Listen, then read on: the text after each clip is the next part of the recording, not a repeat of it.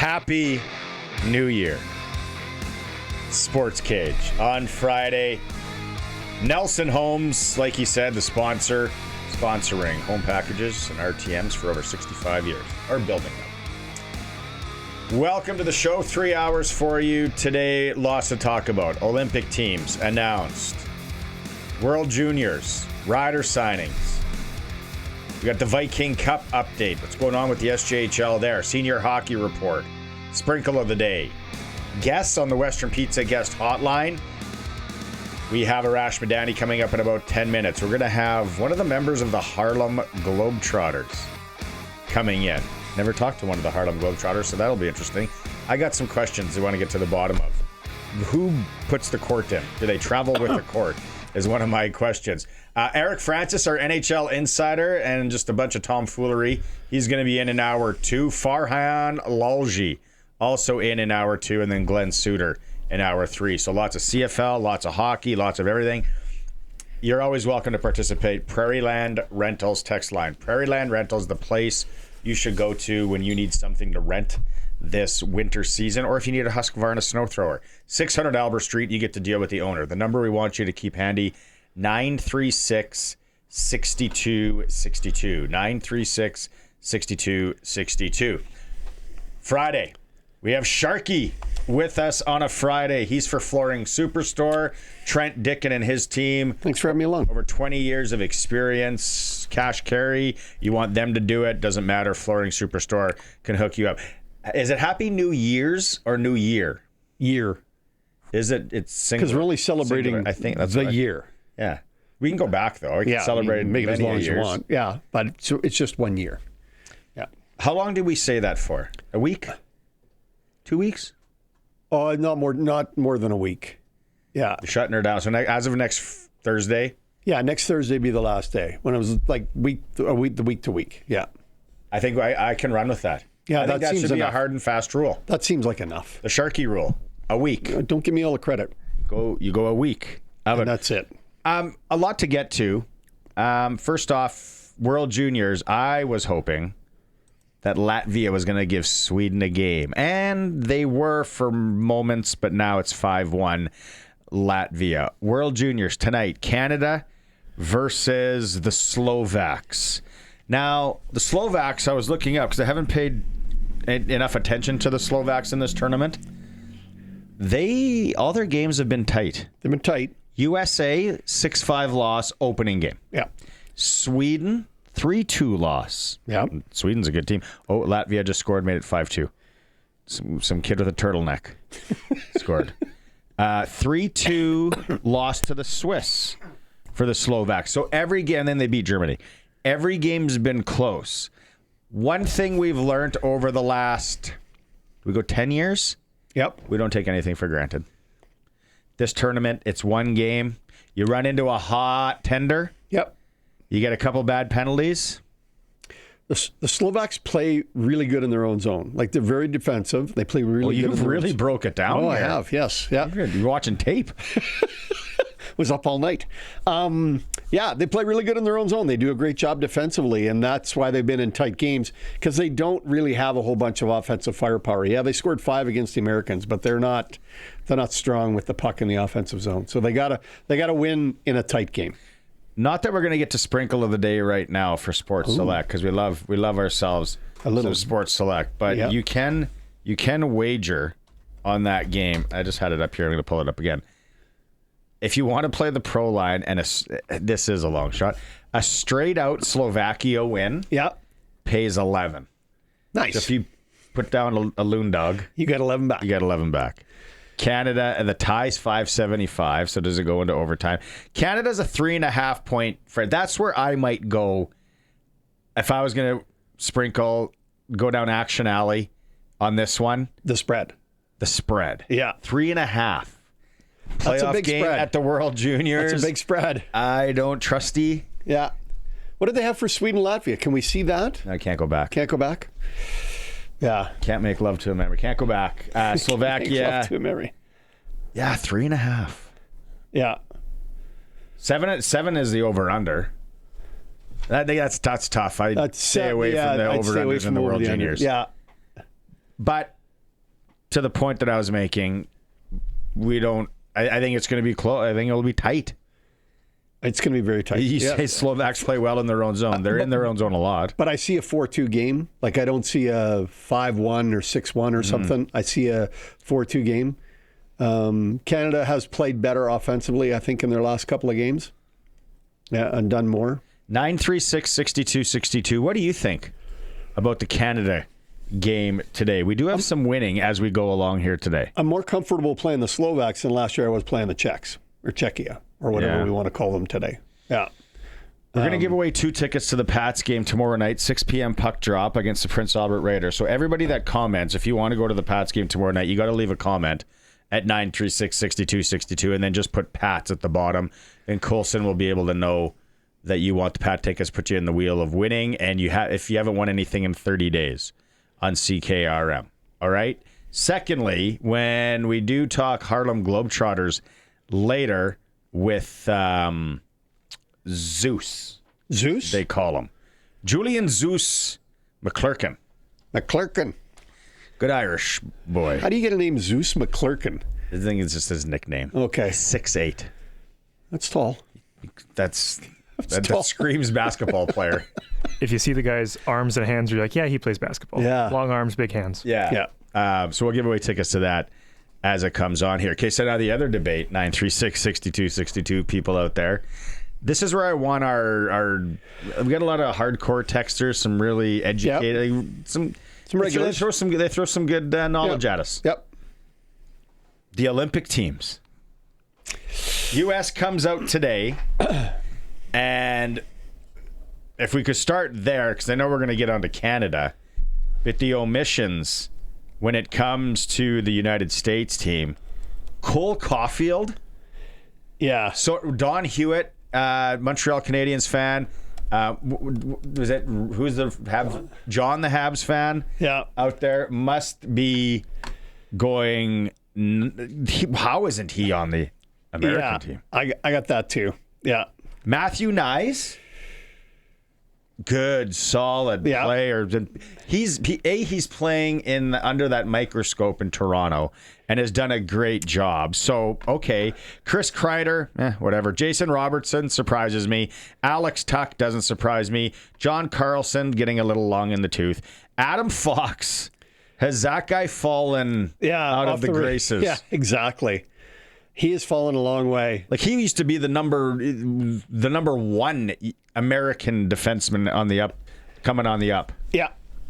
Now the fact that Vincent Trocheck is there is a bit of a surprise to me. Oh, I saw a funny video on Twitter today.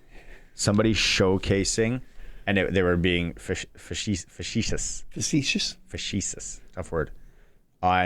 Well, no wonder he made the team. Look at all his look at how he plays defense, and it was him just letting guys go, and they had a shadow on him. But surprising. I think, and this is the thing that nobody's talking about, is keep the names that aren't on there in the mix. Matthew Tkachuk is yet to play this year, and yes, he's skating now, but he's coming back from a pretty serious abdominal surgery and injury. Yep. That takes a while to get better. So I don't think that he's here there. I don't think JT Miller is another guy that I don't think really belongs there, because he's kind of been a cancer wherever he's played, and why you'd bring him onto this group, I don't know. Austin Matthews hasn't been 100% all year. He looked good last night, though. He did, but he hasn't looked good all year. And so, yes, he can play, but is he going to be 100% come Olympic time? So the Jason Robertsons and the Cole Caulfields stay sharp. I just had to look this up because I didn't know who the coaching staff is. Mm-hmm. Mike Sullivan. I knew it was him. Where's he coaching right now? The Rangers. And Trocheck is on the team. There you go. Like Cirelli with the Team Canada. John Hines, David Quinn, John Tortorella. Besides whatever 40 you want. Yeah. Besides the Caulfield, and maybe the Fox that really jumps out at Matthew Nyes a little bit. There's some surprises there. Now the Canadian side. Ooh. Who have you been talking to? What are you hearing from people? Because right away everybody's an expert, And there are people out there that know a lot more about NHL hockey than I do. Like people that watch, day in, day out, or their favorite team, or that. The one that for me was Sam Bennett. Sam Bennett. Is that a joke? I'm like, no. I think they actually. Well, I think they stopped the video too soon. They have one more guy to announce. There's three that surprised me: Bo Horvat, Anthony Cirelli, and Mark Stone. Anthony Cirelli was obviously the choice of John Cooper. He's pushing for him. Horvat, yes, he's having a great year, but is it better than Scheifele? And Mark Stone, again, he's got that back issue. Is he going to be able to go? And Devon Taves has already said he's a maybe if the baby hasn't showed up. His wife's due right then. He said if that kid's not there, he ain't going. For who? Devon Taves for Team Canada. He's from Colorado. Yeah, that's the full story. He's waiting for junior. Yeah. And why the Colorado goaltender is not on the team, that's another one I'm having trouble with. I like Logan Thompson. The other two I can change. You can always have another kid. You might be the only chance to go to the Olympics. There's that debate. Yeah, which one do you think's going to go over better with your wife? Hopefully she understands. We get to this as we go along here in the next 3 hours. 936-6262. Text messages coming in. We're going to get to some of those in a bit. We'll go to break here and we come back. We will talk to Arash Madani. It is the Friday edition of the Sports Cage for Nelson Holmes. We'll be right back. Geez, few people texting in. Surprise Cole Caulfield didn't make the U.S. team. Happy New Year. Is it New Year or New Year's? It's singular. There we go. It's 1 year. And how long? Sharky says it's a week. Yeah, that we can run with a Happy New Year. I think end of day Monday. Monday is the first day back, the first business day back, Jan 5. So you can kind of go through the loop. Yeah, wish everybody the Happy New Year, and that's it. There's nothing that's more annoying than like on January 18th, somebody says Happy New Year. It's like really. That's late. Yeah, they've been that's asleep. Deep. Monday's aggressive. Monday's I can really go to aggressive. Wednesday. Okay. I can go to Thursday. Yeah. Give it a good week. Let it stew. And if you say to a guy twice. Yeah, twice is offside. No. It'll happen. I'm not, but yeah, it's annoying. It is.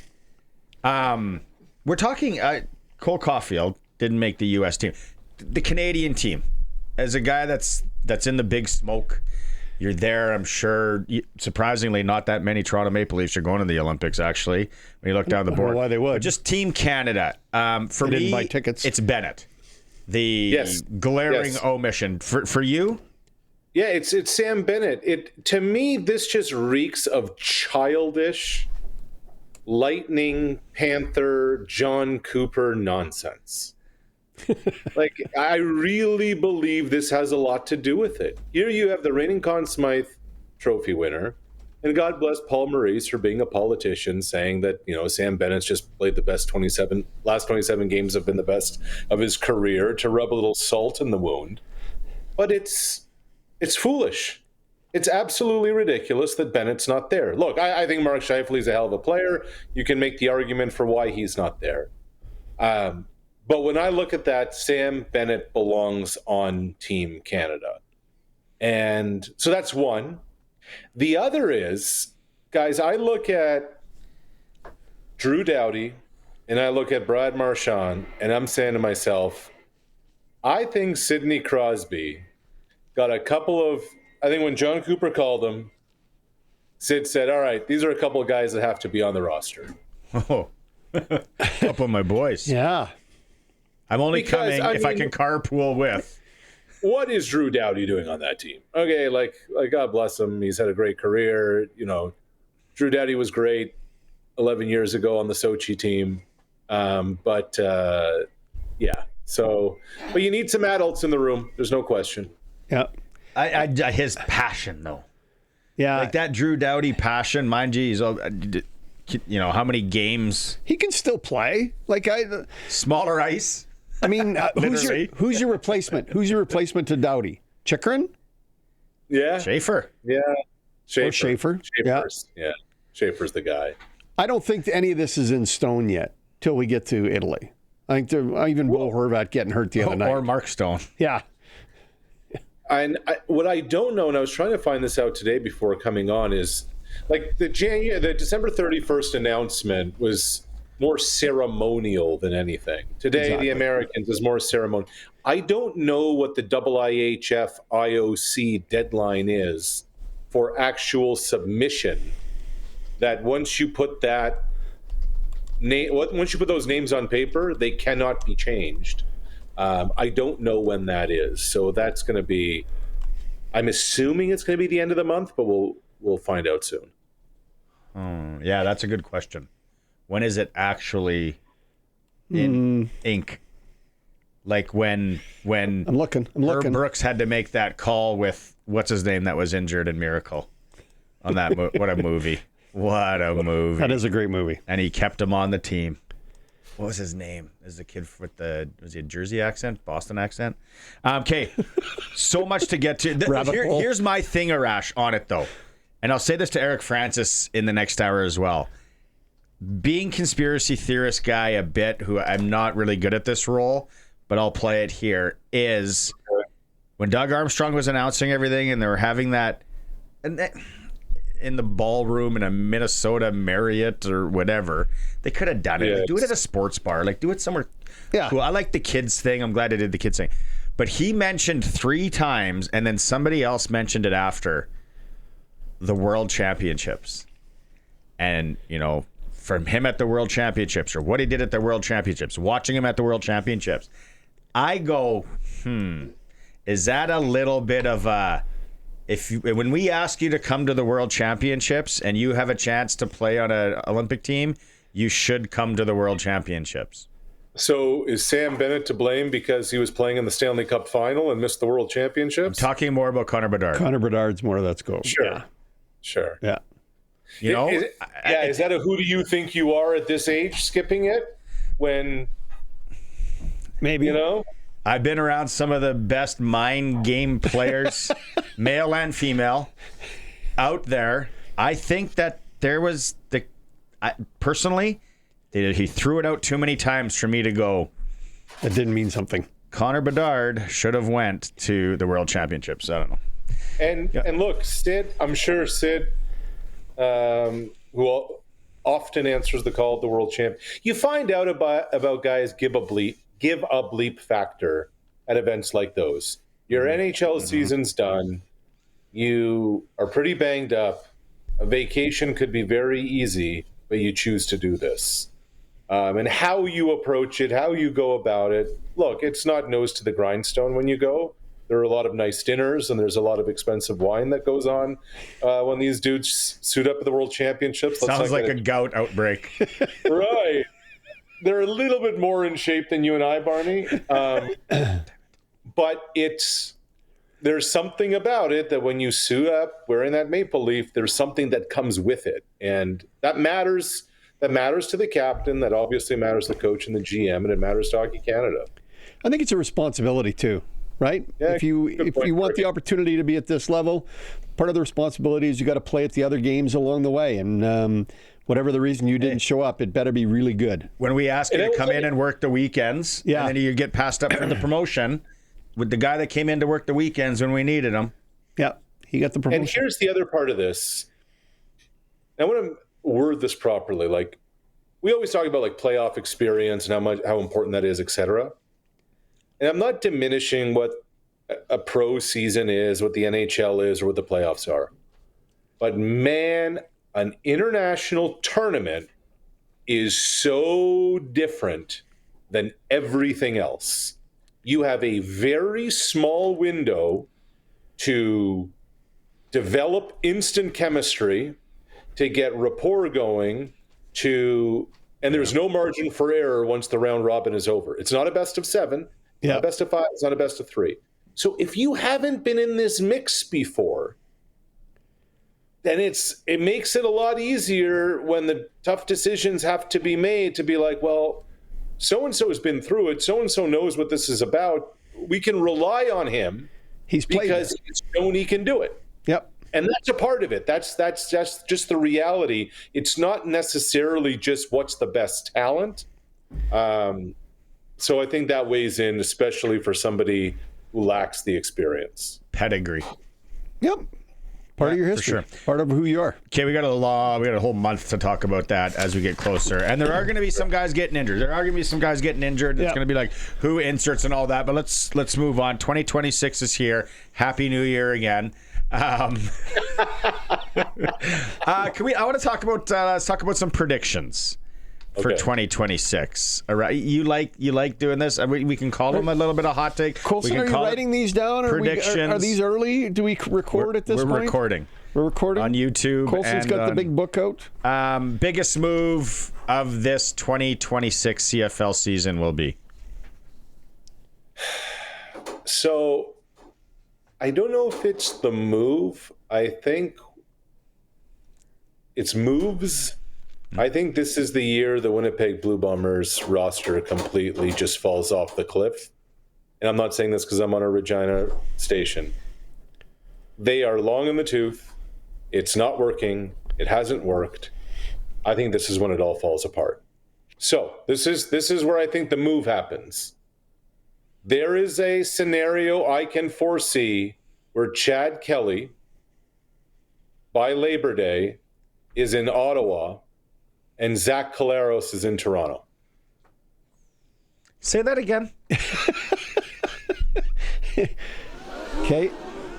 Chad Kelly, this season, would not surprise me if he ends up playing at some point with his old coach, Ryan Dinwiddie, and the Argos end up going to get Zach Collaros. That Ottawa would give up a lot of draft capital and whatever. Look, think about what Jim Barker said when he came in. I've inherited a mess. We don't have an offensive line, blah, blah, blah. And Collaros, who lives in suburban Toronto in the off season, comes here.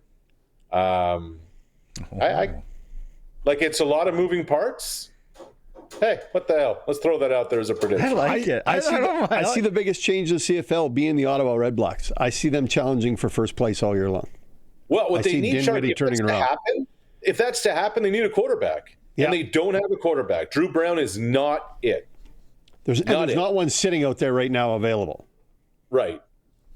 So the question becomes, is Chad Kelly at all available? I know Mike Miller has said he's going to be our quarterback. He's going to be our guy. Of course he's going to say that because there's nobody else. But if you can get a bunch for him, and if the Bombers start 2-7, what happens? I like it. I like it. I like it. I'm on page. I'm on the same page. You're gonna get crapped on for it, but I like it. Oh, I know. I like it. Screw them. Happy New Year. Okay. MOP 2026. The most outstanding player in 2026 will not be Nathan Rourke, will not be Trevor Harris, will not be Brady Oliveira. And I can't believe I'm saying this out loud, but will complete a turnaround. That's most outstanding Canadian. Will complete the turnaround in Edmonton and of his career is Cody Fajardo. Why? Just how he finished the year, what he did last year? Yeah. Think about how last year went. They were a disaster, whatever. Cody takes over, and they started to really get going. And look, it's year 2 of Mark Hillam as the head coach. It's year 2 in the same system. There's a familiarity. There's an understanding. I think, like I said, I think Winnipeg takes a step back. I am still, I don't think the Stampeders are, I think they can get in. And if they do, it's because of their quarterback. And, here's somebody who's, I find it amazing, guys, that on both sides of the border, here you have Trevor Harris approaching 40. Here you have Matthew Stafford approaching 40. They're maybe the 2 best performers in each league. The older you get, these guys aren't getting hit the way they used to. It's a different deal with quarterbacks. I can see Cody being the guy. You just made my blood boil with that Matthew Stafford and that Los Angeles Rams team. Anywho. So did somebody get railroaded by the Atlanta Falcons on Monday night? Is that what I'm reading there? Yeah. Okay. And Carolina 3 weeks ago. Yeah. Right. I got to leave the room for a bit. What happens to Trey Ford then? Where does he go? Because that prediction spells the end to him. Yes. Trey Ford, this is a change of scenery required, etc. It didn't work out in Edmonton. Where would make the most sense considering Trey Ford's skill set and the offense that they run? Calgary. To me, being Vernon Adams' backup in Calgary, you talk about a quarterback that likes to move around a lot. You talk about a quarterback that's got some, that can sling it. You won't have to change much of what you do on offense in Calgary if Vernon were to go down and Trey Ford's your guy. That was I said it a few months ago. I'm like, I use the term because I use it all the time. He's a poor man's VA. So good to have as a backup. That's what you called him. Yeah. He's a young man's VA. He's actually what Vernon Adams was 5-6 years ago as he was kind of coming up. Makes sense. You predicted the disaster that will be the Winnipeg Blue Bombers in 2026. Do you have a backup disaster in case the Bombers aren't that bad? Or is it just the Bombers? A backup disaster. I guess Ottawa's got to figure out what they're going to do at quarterback and who and what they are. Like, I still don't like their roster right now, but it's January 2nd, free agencies, 5-6 weeks away. I actually do think that, I don't think Calgary's very good, but disasters, there's no fall off the cliff right now. Sask obviously is going to be competitive. BC is going to be competitive. I think Edmonton is going to move forward. I just don't know. Toronto. Toronto is just bad. Toronto's really bad. They have a long way to go. Anybody in blues having a bad year. Who's got a good chunk of cash to throw around? Is it Ottawa? Yeah. There are a lot of teams that have some money to spend if they want to spend it. Especially these days with the whole marketing appearance money. It's housing. You can do whatever you want. You can make things work. Yeah. Salary cap's just for the league to know. Yeah. Right. Yeah. I think Montreal and Hamilton are the two most interesting teams. It's another year of Bo with Scott Milanovic. Bo just came off a huge year, obviously. Milanovic is the quarterback whisperer. What do they do there? And Montreal, what can the Alouettes be if they stay healthy? If Davis Alexander is able to go wire to wire. Remember, he was on the long-term injured list early in the season. Then he gets hurt at the end of the season. What happens if he can string together 18 healthy games? What can Montreal be? I saw on 3 Down Nation today, and they were talking about Sam Emilus taking a hometown discount.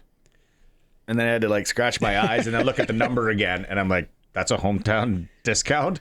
I'm like, he's getting paid. Are there teams that would have paid him more? Maybe. Possibly. Maybe. Yeah. But I thought... Probably. Look, you look at Philpott in Montreal. When you find one of those, you can't let them out of your building. You just can't. No. But there's a lot to be said for familiarity too, right? He's comfortable here. He's comfortable with Trevor. He's comfortable with the offense. He knows he's going to be respected. I would have been 240, 230 hometown discount. Then what he's getting, the lettuce he's getting, I was like, oh, yeah, that's okay. He got paid. Okay. But what made Hamilton go this year was Bo to Kenny Lawler. Yep. When you have that, when your security blanket doesn't necessarily have to be the slot receiver to get you 9 yards on 2nd and 8. Your security blanket can also get you 55 yards on 2nd and 8. Yep. No, you're exactly right on the Kenny Lawler edition. It made a huge difference in Hamilton. So, okay, let's quickly go here to some NFL. And there are some games this weekend and how it should be. And I love everything about it. And I don't know if I told you this on Tuesday when we talked, but I did sprinkle down a little bit on the Pats to win the AFC. Confidence level, 7 out of 10. Maybe 6.5 even. So I just did it to be true to myself. So I can look myself in the mirror and say, you put your money where your heart is. Maybe not so much your head. AFC team, when the playoffs start, or right now, who do you see? Who are we not talking about? Is it the Houstons of the world? Yes, and since Colson likes to bookmark these things, I think I talked about Houston 4, 5, 6 weeks ago. I am still riding with the Houston Texans, if they stay healthy, as the team to beat in the AFC. Like, think about it. We're going to the final week of the season where Denver, New England, and Jacksonville all have a chance at home field in the number 1 seed. But here you have Houston that started 0-3. Here you have a Texans team with a new offensive coordinator. It took them a while to get going with C.J. Stroud. Here you have a Houston team that has the best defense in football. To me, there's like, if you have an elite defense, that makes you scary, because the thing about Denver and New England is neither of those quarterbacks have played in the playoffs, and neither of those quarterbacks really have gone up against a lethal defense. Game changer. For sure. Okay. The only thing about Houston, that because Patriots could end up playing Houston, the Chargers, probably Buffalo. First game. Yeah. Give me a dark room to go hide in. Like, that scares me. So the only thing about Houston, the elements. They play in a dome. Yeah. You know, can their offense travel to the cold? To Denver ain't going to be a cakewalk. Whoever's got to go play in there too. Nope. That's the only thing. Jacksonville's going to have to go play in the cold, so maybe. Jacksonville's only going to have. They're going to get the first game at home if they Yes. if they win their division, right? And if, New England. I don't think they're going to get home field because the Chargers are sitting everybody, so Denver will probably get it. But the amazing part about this year is that for almost every team in the playoffs, you could say, all right, I foresee a path that they make the Super Bowl. The Philadelphia Eagles. The Philadelphia Eagles, who put up 0 second half passing yards last week in a win. That's ridiculous, isn't it? I can see the Eagles making the Super Bowl again. I really can. And I can see the Eagles losing in the wild card game. I agree. Okay, we up against the clock here because we get to talk to someone from the Harlem Globetrotters soon, which I'm just super fascinated about. Give me one hot take prediction NFL for the next year. Like next year, not the playoffs? So for next year, I would say that Kansas City doesn't make the playoffs again next year. I could see it. That's not that hot a take. Yeah. No, I think that's an easy one. That's an easy one. What about Baltimore? Where's Baltimore going? Okay, here's a hot take. If Baltimore loses on Sunday night, that Lamar Jackson will not be the Ravens quarterback next year. Ooh. Folks, he put his neck on the line today. That's what he did. That's what he did. Outstanding. And you know people are going to come at you and be like, what? You know what? You did it. Yeah. Showed up. Keep the receipts. Shove them up here, whatever. I'm in the bunker, and I pull out my sandwich on the Patrick Mahomes thing, and Barney says, no. Pull out the driver in the bunker and get that thing on the green. Yeah. So I'm going with Lamar. Have fun getting over that lip. You're right up against the... awesome. Okay. One more time. Happy New Year. Happy New Year. Happy New Year. Chat next week, buddy. Take Have a care, good Arash. You weekend. boys. Yeah. Arash Madani. And he's always brought to you by Brian Golly. Smart investing solutions. You got to be smart with your money. Call Brian Golly and his team, 546-2533. We're up against the clock. Let's talk some Globetrotters. We come back. I see all your texts, too. We'll get to those in a bit. It's a SportsCage. We'll be right back.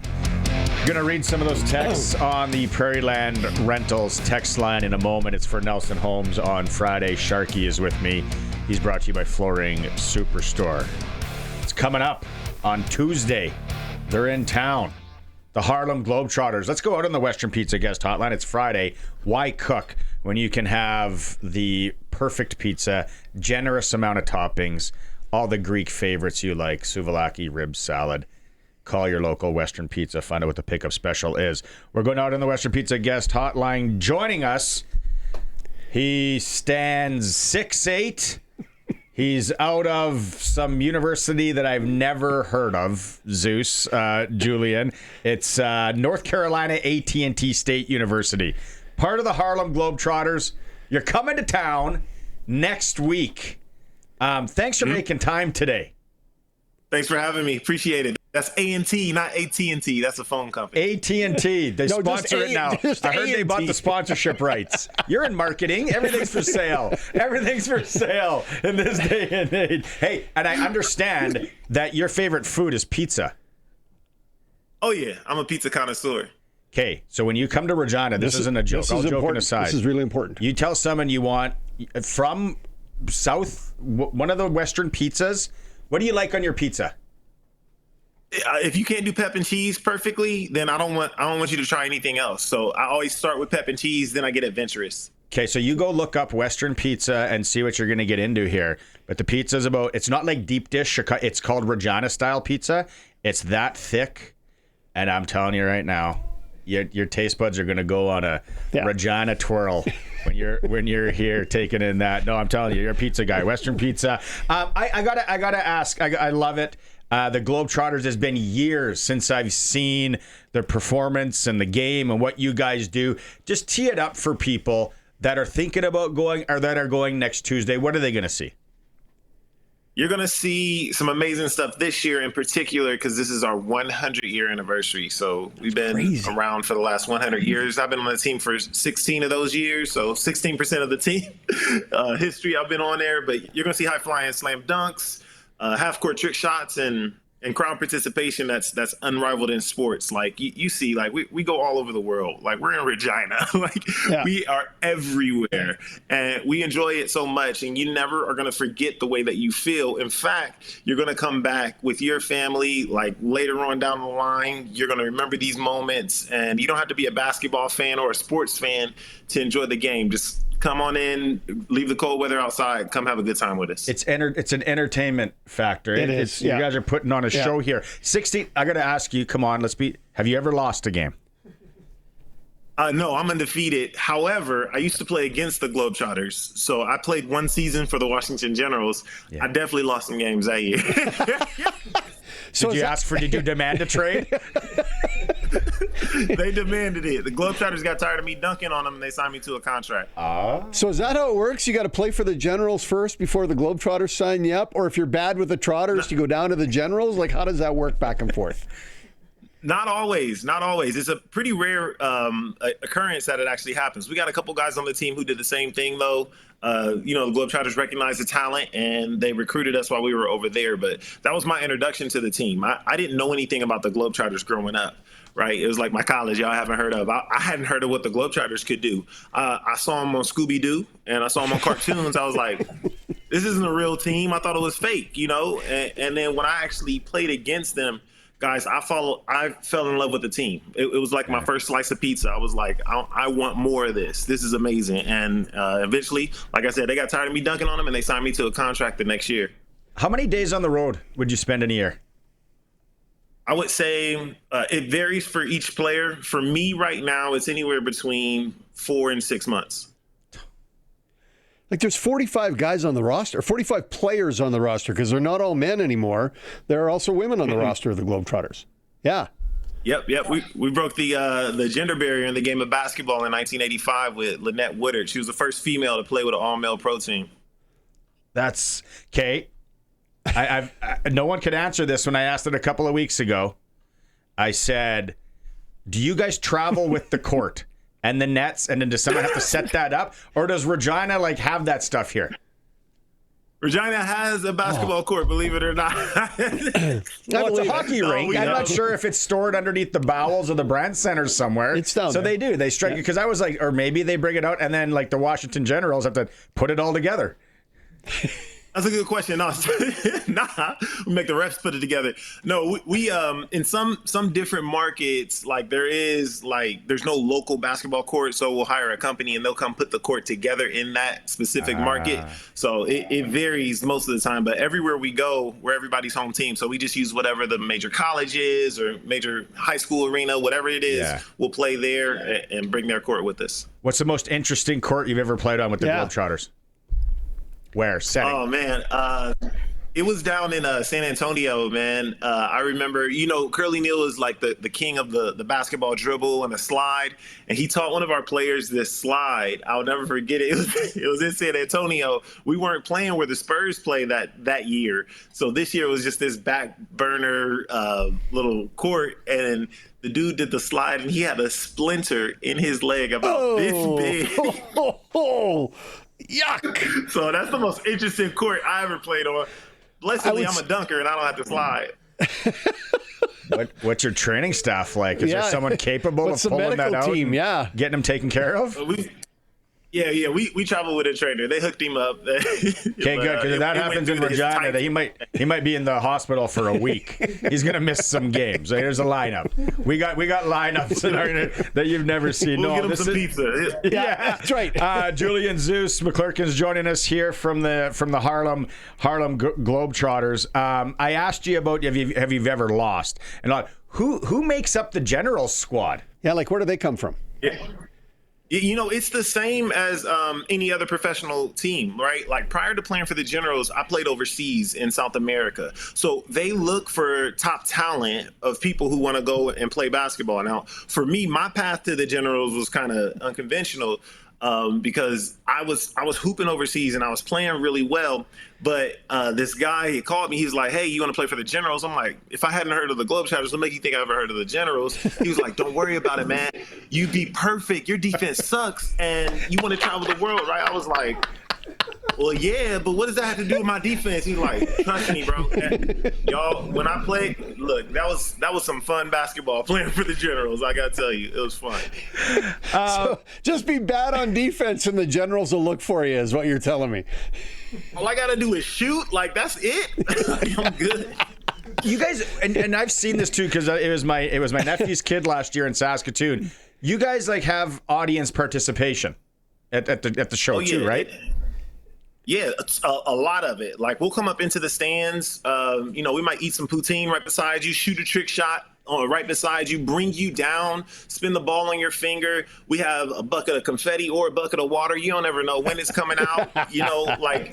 That's what really sets us apart from most other teams is the crowd participation. So much so that we even do a fifth quarter where at the end of every game, you can get a signed, you can get an autograph, take a picture with your favorite Harlem Globetrotter. And that's where we get really up close and personal with our fans. And that's what's kept us around, y'all, for these last 100 years. Okay. Very cool. Very fan participation here. We got a question on the text line for you. Do you ever have to start playing serious, like when the Generals are maybe close? Do you guys have to amp it up? So you see the entertainment aspects of it, but anyone who is like a real competitive basketball player, when we're turning it on. There's stuff all the time that goes on in our games, and you can tell, like, all right, I'm getting after it right now. Forget whatever this show play is about to be. We are getting after it. Yeah. It's always on. What's your favorite basketball movie of all time? Basketball movie, Love and Basketball. I haven't seen that one in a long time. Yeah, that was Coach Carter. Zeus 6'8" from AT&T State University. No, A&T. Sorry, T-Mobile or Verizon. They're all in the same conference. and I don't think I'm 6'8" anymore. The kids tell me I'm this tall. Whatever that means. Yeah, if you're watching the stream, you know exactly what he's doing. This is a lot of fun. Really looking forward to you guys rolling into town on Tuesday. It sounds like it's going to be another, entertainment-packed show. I'm putting money on the Generals. I'm telling you right now. I got the Generals on this one, straight up. Yeah, They're due. I'll take. Yeah, Homer Simpson style. Julian, thanks so much, man. Have fun. Travel safe. Try the pizza.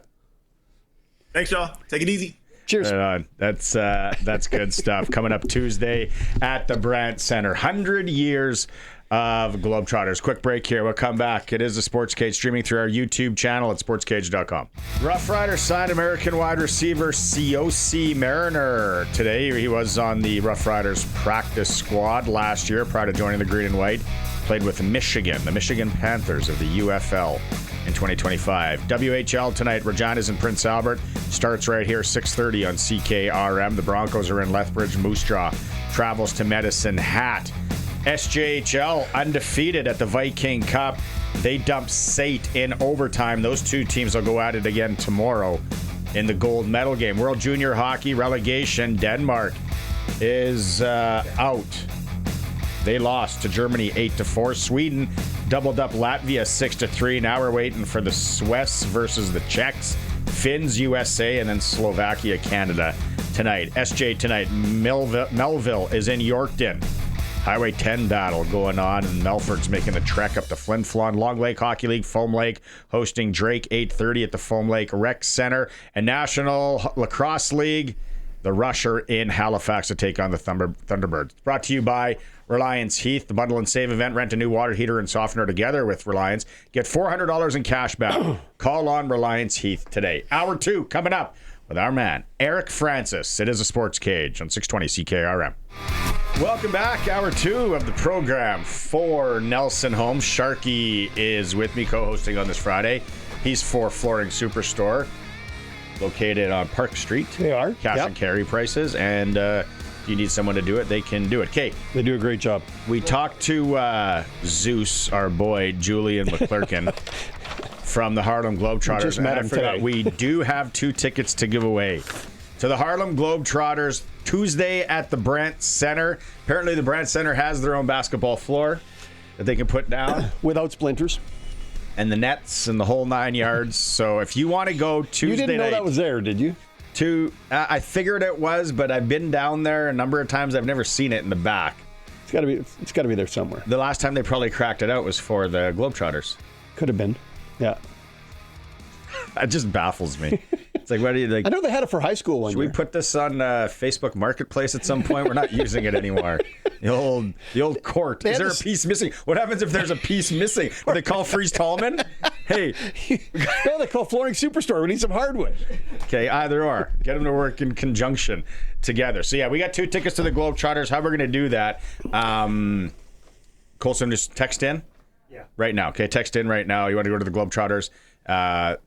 Take text number 9 on that. My favorite number, 9. Still a lot to get to. We got this World Junior Hockey, and how many stages? Cool. There's Group A, there's Group B, there's Group C. No, C, yeah. D. How many? There's 8.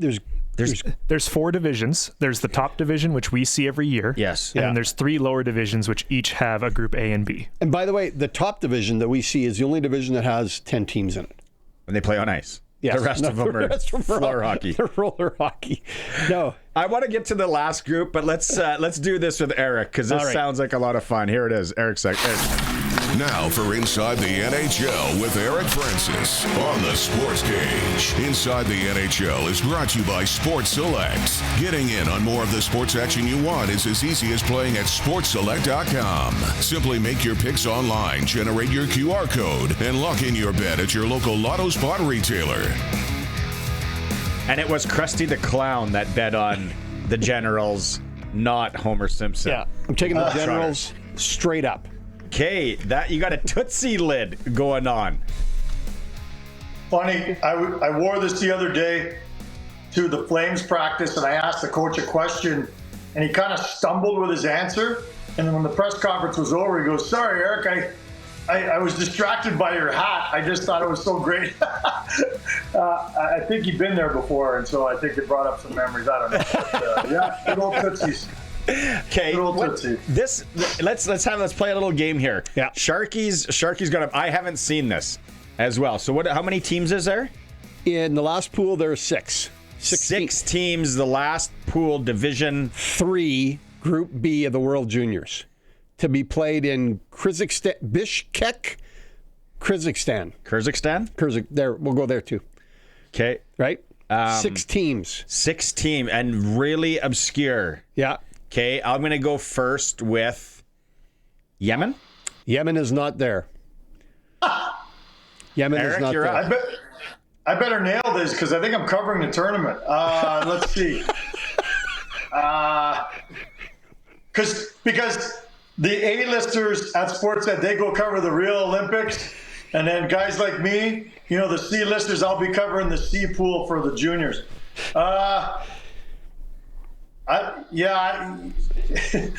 South Africa. You've definitely been to one of these countries. My God, I'd have no idea because like if I Mexico's a good guess. Mexico's a good guess. Yeah, They're in? they're in. oh Chile? Chile is not there. They did not qualify. but this is the C level. Like you're not even talking B level. You're talking No, C. this is the last level of World Juniors. Vietnam. How many layers are there in the B level? Do you know how many teams there are? There's 7 levels altogether. This is the 7th Oh my level. God. Yeah, and there's 7. six. What? There's 6 teams per level. Oh my God. Nashville in there? I don't know. Like People are playing along on the text line here. Well, Who did you say? Nashville. Like I feel like when you get to that level, it could just be a bunch of high schoolers who just submit an application. Could be from Wisconsin. Iran is in. The Iranians. The Come on. the hockey powerhouse of Iran is in. They'll play Kyrgyzstan, South Africa, Luxembourg, and Hong Kong. I said China. South Africa. That's amazing.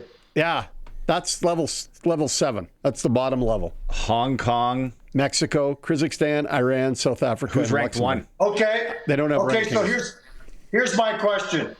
If a group of like high schoolers from Regina went and played in that tournament, how would they do? Because I got some money I'd like to throw a sprinkle on that for Sports Select on a team from Regina beating team Mexico? any of those ones you just named. Hong Kong? Hong Kong? Okay. Are you talking kids that actually play? Like what level? Like kids that are Yeah, playing like- AAA? Oh, we could have said Wow. triple A's.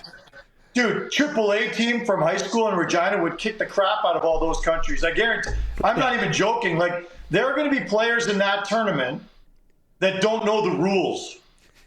Not all I think of them. we're being a little ignorant. There's lots of I people don't. in those countries.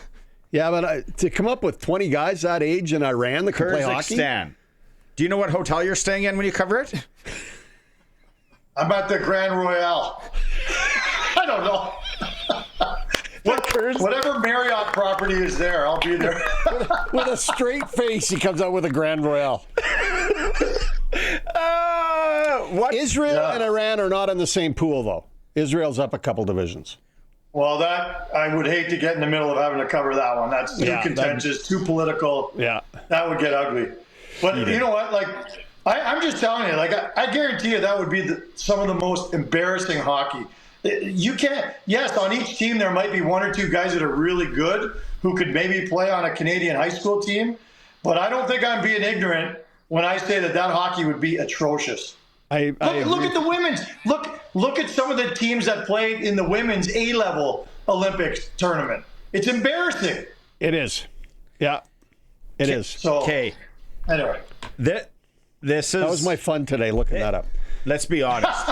You get your Sportsnet people on it and going over there and covering it and doing like a little docuseries on the bottom division of the World Juniors because it's such a big deal here.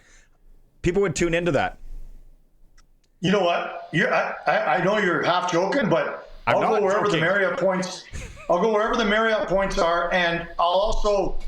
I think you're right. There would be great stories about guys who, high schoolers who, in their spare time, take apart bombs or something. They just have the craziest hobbies or jobs, and now here they are just taking a spin, and they're probably just saying, "Yeah, well, my neighbor's cousin told me that they had an opening on the team and they needed to fill it, and the first guy to come up with $20 got to make the team." I don't know. There'd be great stories. Iran's in the bottom on the women's side too, on the under 20. So the Iranians, big hockey power coming on. It would be big hockey power coming on. It would be very interesting. I would love to watch. I'm really trying to snivel my way in to go with you, so we can both do the stories together. Between the two of us, it'd be fun. I don't even need to stay at the Royale. I don't even need to stay at the Royale. We'd bring our clubs too, right? Oh yeah, yeah. Yeah. Now Kyrgyzstan. Now you know the rub. Great now you know the there. rub. We'll find a try. We'll put a mat down. We'll play on mats if we have to. Eric and I. You'll be on mats, all right. Hey, I wanted to ask you this because it's big news with the Calgary Flames, but also the Medicine Hat Tigers and the WHL, that Andrew Bashaw's being sent? Yeah, getting sent down to the junior club. And you know what? He's missed so much time over the last couple of years with injuries. He's had so many problems with his ankle, his foot. And he just wasn't catching fire. I mean, this is a guy who's well over a point per game in the dub. He's a leader. He's a really talented young player, and he just wasn't producing at all in the American Hockey League, and wasn't helping the team, and probably wasn't helping himself or his confidence. So they're going to send him down for the last couple of months here, last half season. Go get your confidence back and get games under your belt where you're playing meaningful minutes too. So, to be honest, I don't follow the Western Hockey League enough to know. My first thought was, as I heard the news today, is Medicine Hat, are they a contender? I think not. I know they had a wagon the last couple of years. No, they are. They're back on top. They're still a wagon. Oh, that's fantastic. This is going to help. Those studs. Okay, good. Well, that's what you want, because you don't want to send a guy back and he doesn't, they go one round in the playoffs. I mean, ideally, you got a team that's got a chance to win a Mem Cup, and then everybody wins. It's great look, we're seeing it with Zane Parekh right now. You want to send these guys back down to try and get that swagger back, and ultimately it should serve both Basha and Parekh well when they come back. No, this is going to be big for Medicine Hat. Yeah. Now Medicine Hat's going to go have to make maybe a couple other plays, and Willie Desjardins is super smart. I did hear a rumor, and I've only heard it once, and it wasn't really a great source, but that what's his name was going to leave Penn State and go back to Medicine Hat as well. McKenna? Whoa! No. This is you in your sleep again after too many whiskeys. That can happen. Would he have to give back half of the $700,000 he's getting paid to play at Penn State? I don't think he's doing that. Well, he's getting about just under $200,000 a goal right now. So yeah, he's doing all right. He's doing all right. Well, what about Roger McQueen, who went, but where's he? Providence, and he would have tore up the Western League this year, been right up there, and he's having a tough year. So, okay, I'll ask you this, Eric: only 2 Calgary Flames are going to be going to the Olympics. There's still a chance that Adam Klapka could go, unless they announce that today for where is he? Is he Slovakia or is he Czechia? Slovakia. Anyway, pardon my ignorance. I'm still in holiday mode. Still rebounding from New Year's Eve. Sorry. So no, Adam Klapka would be a depth player, obviously, for his country. But yeah, Rasmus Andersson, obviously deserving. He was the captain of Sweden's World Championship team last spring, so he was kind of a shoo-in, and he's had a great season this year. Michael Backlund was a long shot at 36. He has captained Sweden to a World Championship in 2018, but at age 36, with a guy who can only basically play a third-line role, I didn't think he was going to make the team. I mean, he's still on their reserve list, and you never know. But, yeah. Look at the Flames roster and tell me if you thought there would be a lot of Olympians on it. Not really. The best reaction, guys, and, there's been great stories out there of guys who've reacted to not being on the team. I think it was Scheifele saying it was a dark day for him. And, in all seriousness, Mackenzie Weegar had a really tough time with it, but it was emotional. But Nazem Kadri came out to speak to us.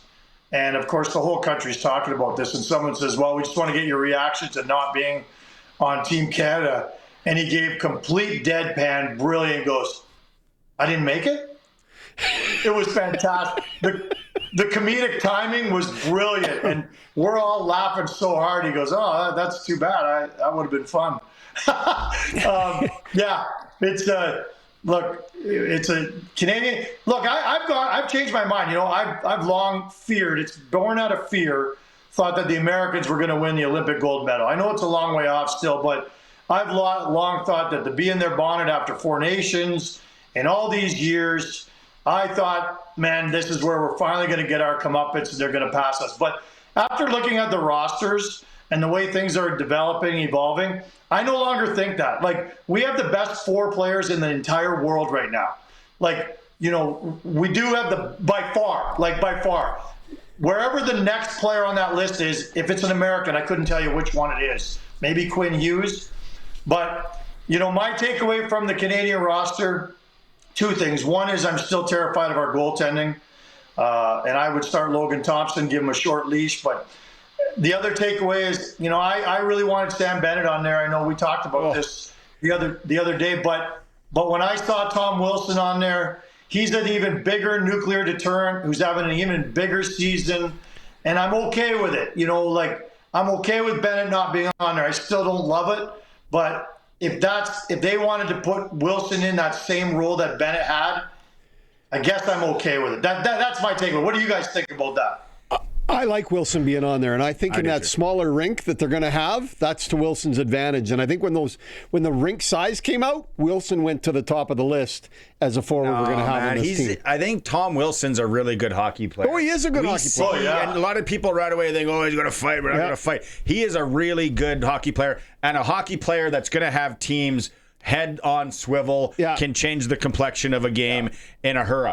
The one thing that I heard, Eric, from this, and I mentioned it earlier when Arash was on, for me, I just feel that Doug Armstrong mentioned it 3 or 4 times, how we watched guys at the World Championships, what he did at the World Championships, when he came with us to the World Championships.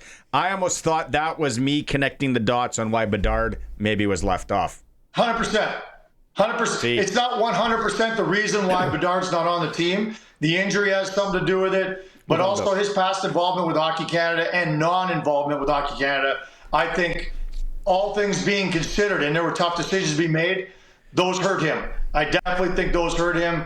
And you did, I noticed that too. They mentioned a lot of things. Celebrini with the experience, the way he fit in with the veterans at the World Championships, not just on the ice, but socially. And that's a big issue with Bedard as well that's been talked about quite a bit. And I definitely think that's part of it. I didn't think Bedard was going to be on the team. And I'm not going to go as far as to say I don't think he deserves to be on the team, because a lot of guys deserve to be considered and maybe could have made the team. But, I'm okay with it. And guys, history matters. Relationships matter in this world, whether you're doing sales for a living, whether you're in the media, whether you're playing hockey. Hockey Canada knows these guys very well because they came to the World Championships. And the guys who didn't, that really hurt them. It was a really bad move by Connor Bedard, I think. I agree with you 1,000% on that. I think you got to show up, and there's familiarity and there's a lack of familiarity, if you will, with the player and his presence there. There's a couple that kind of blow me away. Bo Horvat is one that I'm okay, but why leave Mark Scheifele and Bennett off then, right? And Anthony Cirelli, I believe, was just the coach's choice. Cooper just made sure that one of his guys was on the roster. Yeah, I'm a Cirelli fan, and I know the relationship between Cooper and Cirelli, and it's full of trust and everything. And I wasn't surprised, but I thought that would be the one that people would be most upset about, to be honest. I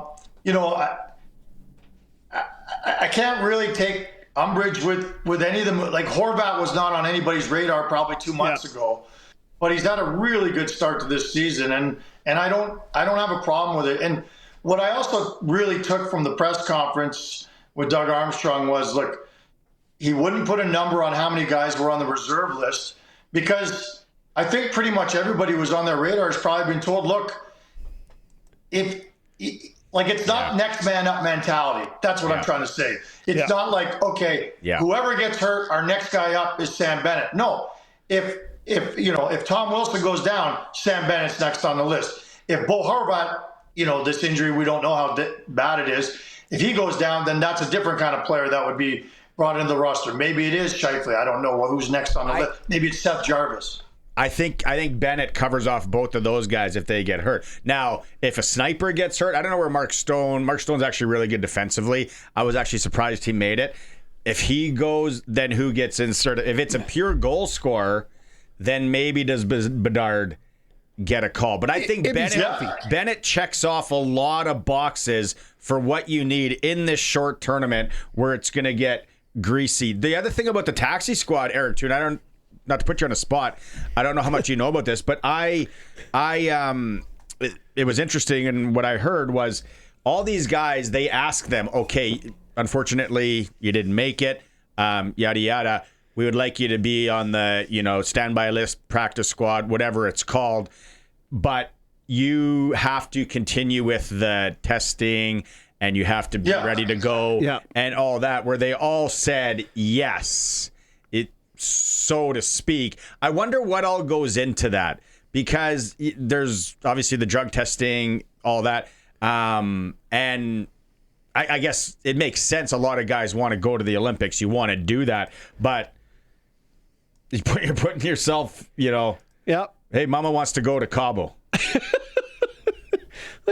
Well, Italy's nice this time of year. No, not Northern. It's like Mackenzie Weegar joke, He's like, I've already booked Cabo, but I have cancellation insurance on there. Like, pay the extra $13.95 just in case the Olympic team comes calling. Look, who in their right mind is going to say, oh, I didn't make it? Well, then take me off the reserve list because I want to go smoke some weed, man. I don't want to have to do the drug testing. I would rather get my high on than, sit around and have to answer to the IOC phone calls and text messages. I like everyone. I like how you use the slang. Everyone's going to say Did he say man a lot? Yeah. Did he say I'm splitting? You're in the mix. Yeah. That's right. If you smoke weed, you got to say man a lot, I think. I think that's the way it works. Or bro. Or bro. Yeah. So listen, depending bro. on the crowd.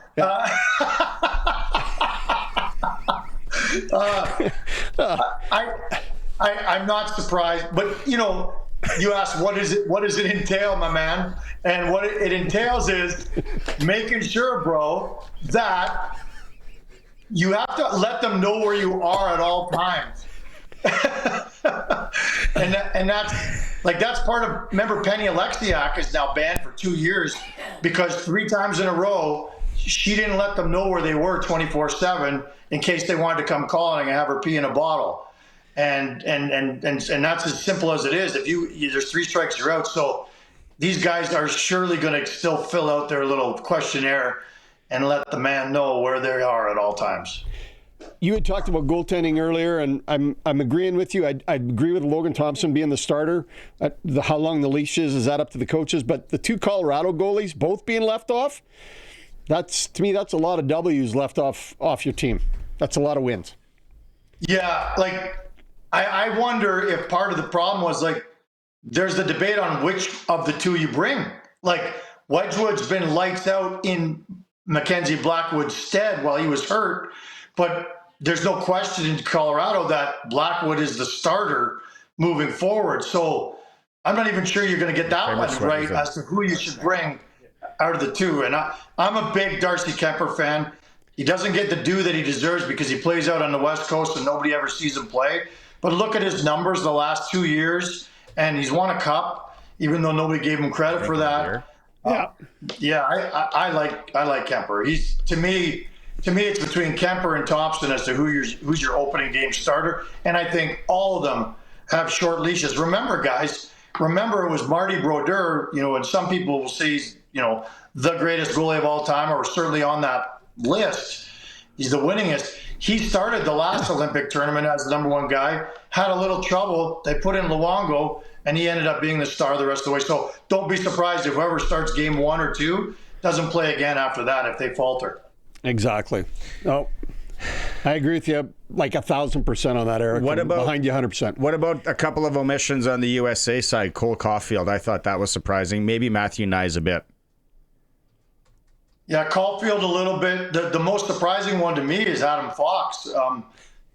I can't believe he's not on the team. But then, kind of like the whole Bennett thing where I vehemently disagreed with leaving him off, now you have Quinn Hughes in the mix. So you got Quinn Hughes and Zach Werenski who can run the power play.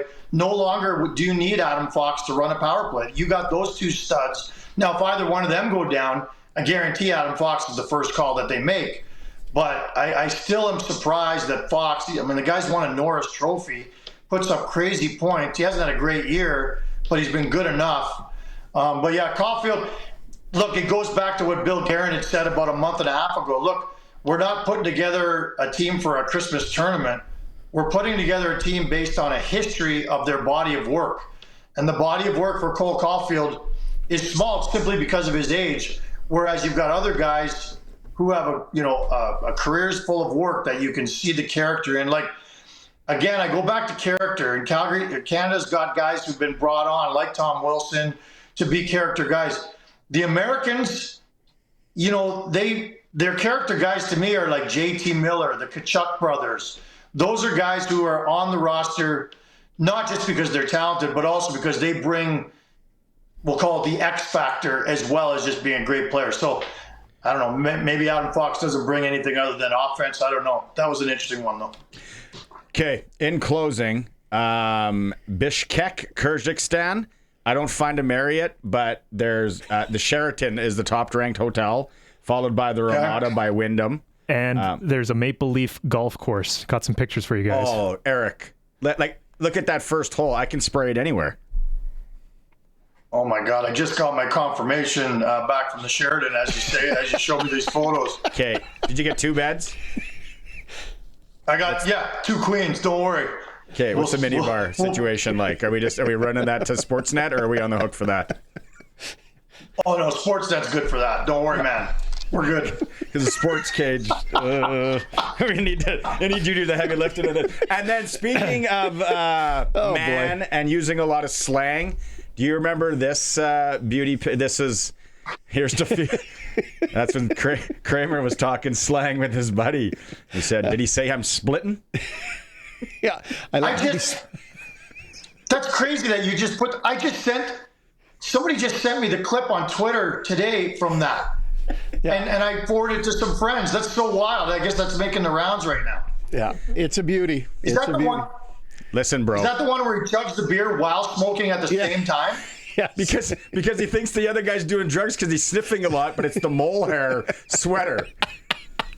That's my God, that is so hilarious that you just showed me that because and funny, all these worlds are coming together with my Tootsie's hat. I sent it to the 3 guys who were with me last at Tootsie's because 1 or 2 of the guys in the group may have tried to drink a beer while smoking at the same time. Man. Right on, man. All right, bro. Have a good weekend. Talk to you next weekend, bro. Word.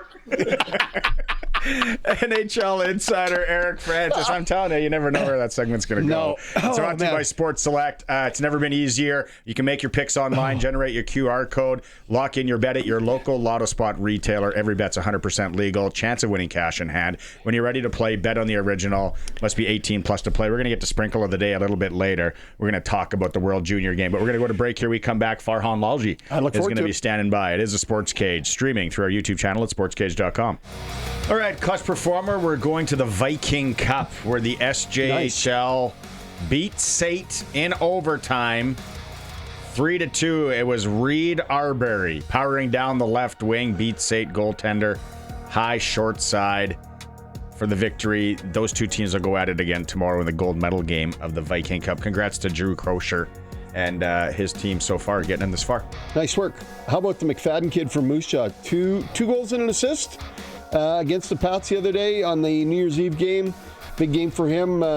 Tough loss for the Pats, but they're in the mix. They're a better team than they look. And so, yeah, McFadden kid, big game for Moose Jaw. We're going to have some tickets to give away to that Pats game tomorrow night against the Prince Albert Raiders. Coming up here in moments, that is Clutch Performer, brought to you by Nick's Service in Emerald Park, your local Massey Ferguson, Challenger, Rogator, Gleaner, and Fent dealer. Call 781-1077. It's time to get the inside story. TSN's Farhan Lalji on SportsCage is brought to you by the Cooperators. Time to get financially fit? Cooperators can build a plan that works for you. Cooperators, investing in your future together. Farhan Lalji, there he is. Oh, are you back at home already? Barely. I'm just I literally came home for 15, 20 minutes so I could talk to you, and then I'm back out because I got to take my daughter to her basketball tournament tonight and tomorrow. So lots good. And she's it's about 3.5 hours away. So we got to get on the road soon, buddy. But I had to come back just for this. Where are you going? Where is it? Kitimat? No, we're going to Centralia, Washington. She's got a tournament there, and then next couple of days, then I got to get out to Phoenix for the Fiesta Bowl. We've got Fiesta Bowl, Peach Bowl, Lots of bowls, lots of fruit. It's good stuff. Lots of bowls, lots of fruit. I'm curious. Obviously, we knew it was going to happen, or at least we think most of us thought it was. But the Riders finally getting it done on Christmas Eve. They announce it with Sam Emilus. I thought that was interesting to do it on Christmas Eve, but hey, that's what they wanted to do. What did you think of that deal and the reported numbers? Christmas presents for the Riders and Riders fans, because to be truthful, look, when I saw what Keon Hatcher got, I thought that Sam would get similar, and ultimately he did. Right, there are some incentives in Keon's deal, so I think those numbers are pretty similar, really, when you break down the minutia in the contracts. But it's clear that Sam left a little bit on the table. He could have pushed for the final dollar, and he didn't, because I think he wants to have an opportunity for these guys to run it back and have the best team possible. And he knows there's other receivers this team's still got to get signed, and we'll see if they can get that done. I didn't think they could get all of the big four done, but they're chipping away at it for sure, and Sam left a bit on the table. So I just think as long as he can stay healthy, this guy is still an ascending player. Like, you look at him and you think of how good he is. I still think there's another level for him to get to, and Trevor Harris is the guy to get him there. Is the marketing money the easiest way for teams to circumvent the salary cap? Yeah, I suppose so. But look, at the end of the day, you need to. The league is requiring the teams that they justify that, right? That it's not simply here's the money, and that's challenging in every market, because how do you gauge it? So if you are certainly, like, I've always believed that Nathan Rourke is the one player in the league, and the only one player in the league, who kind of transcends his market, right? That his name is relevant across the league. I don't think anybody else can offer that.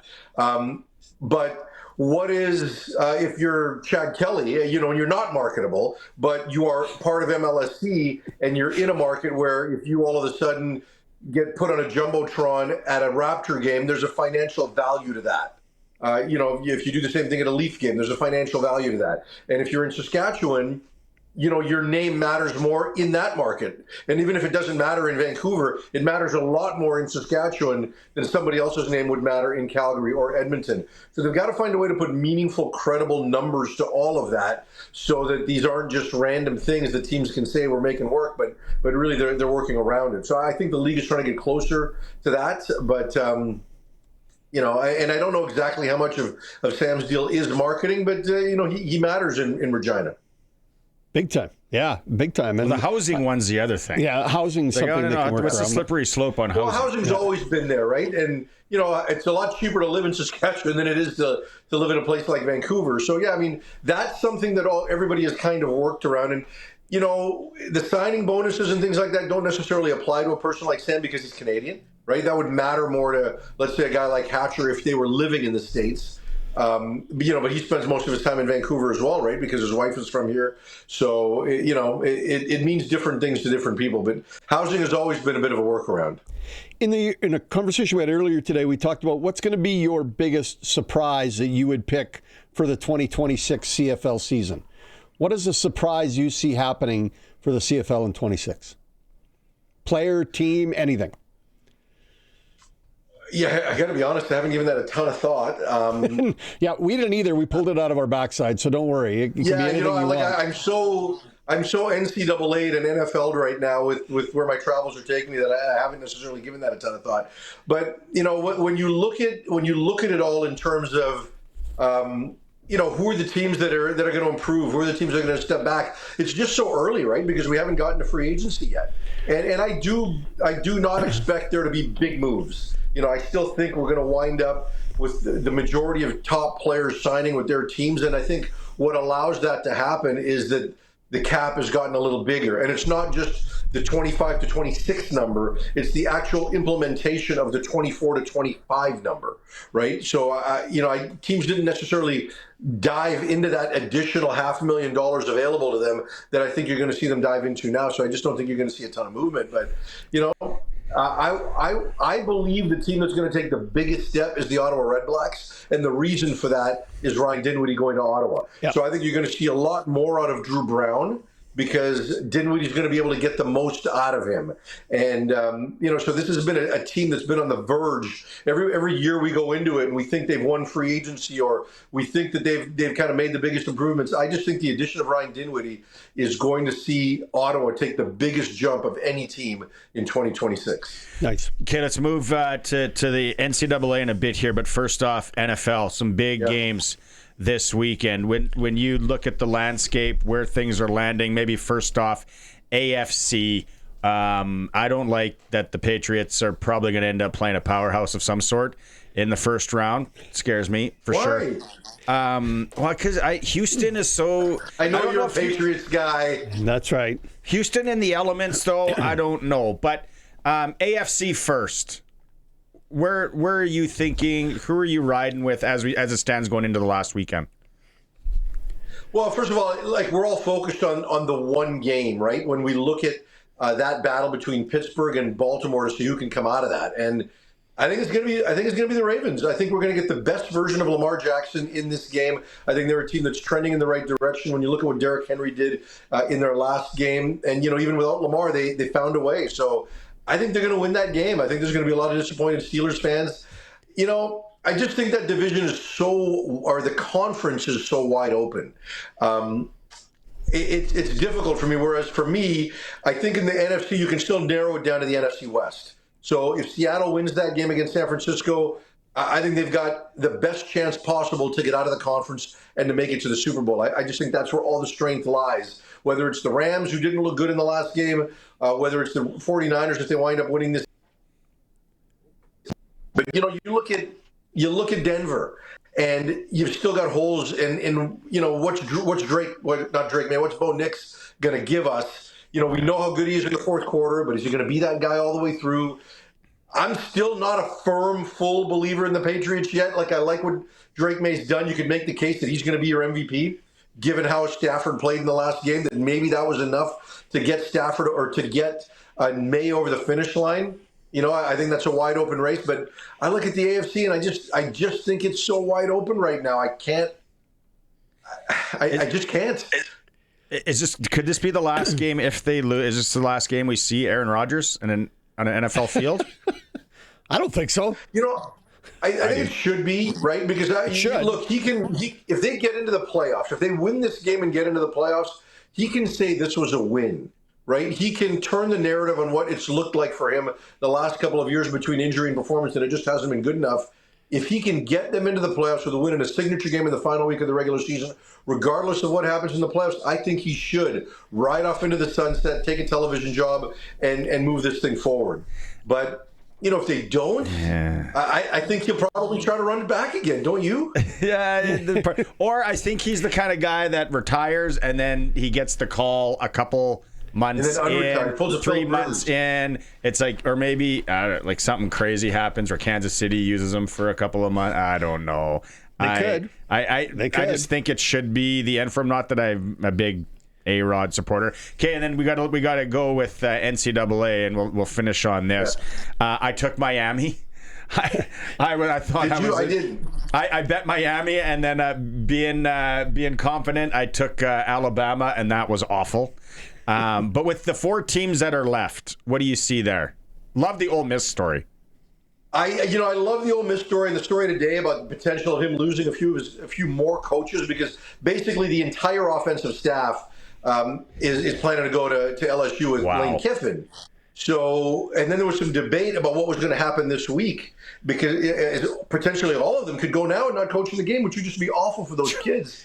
But it sounds like the offensive coordinator's kind of pushed back a bit, Charlie Weiss Jr., and is going to stay. So we'll see what that story looks like by the end of the day. I think that's a fantastic story. I would love to see them ride that all the way through.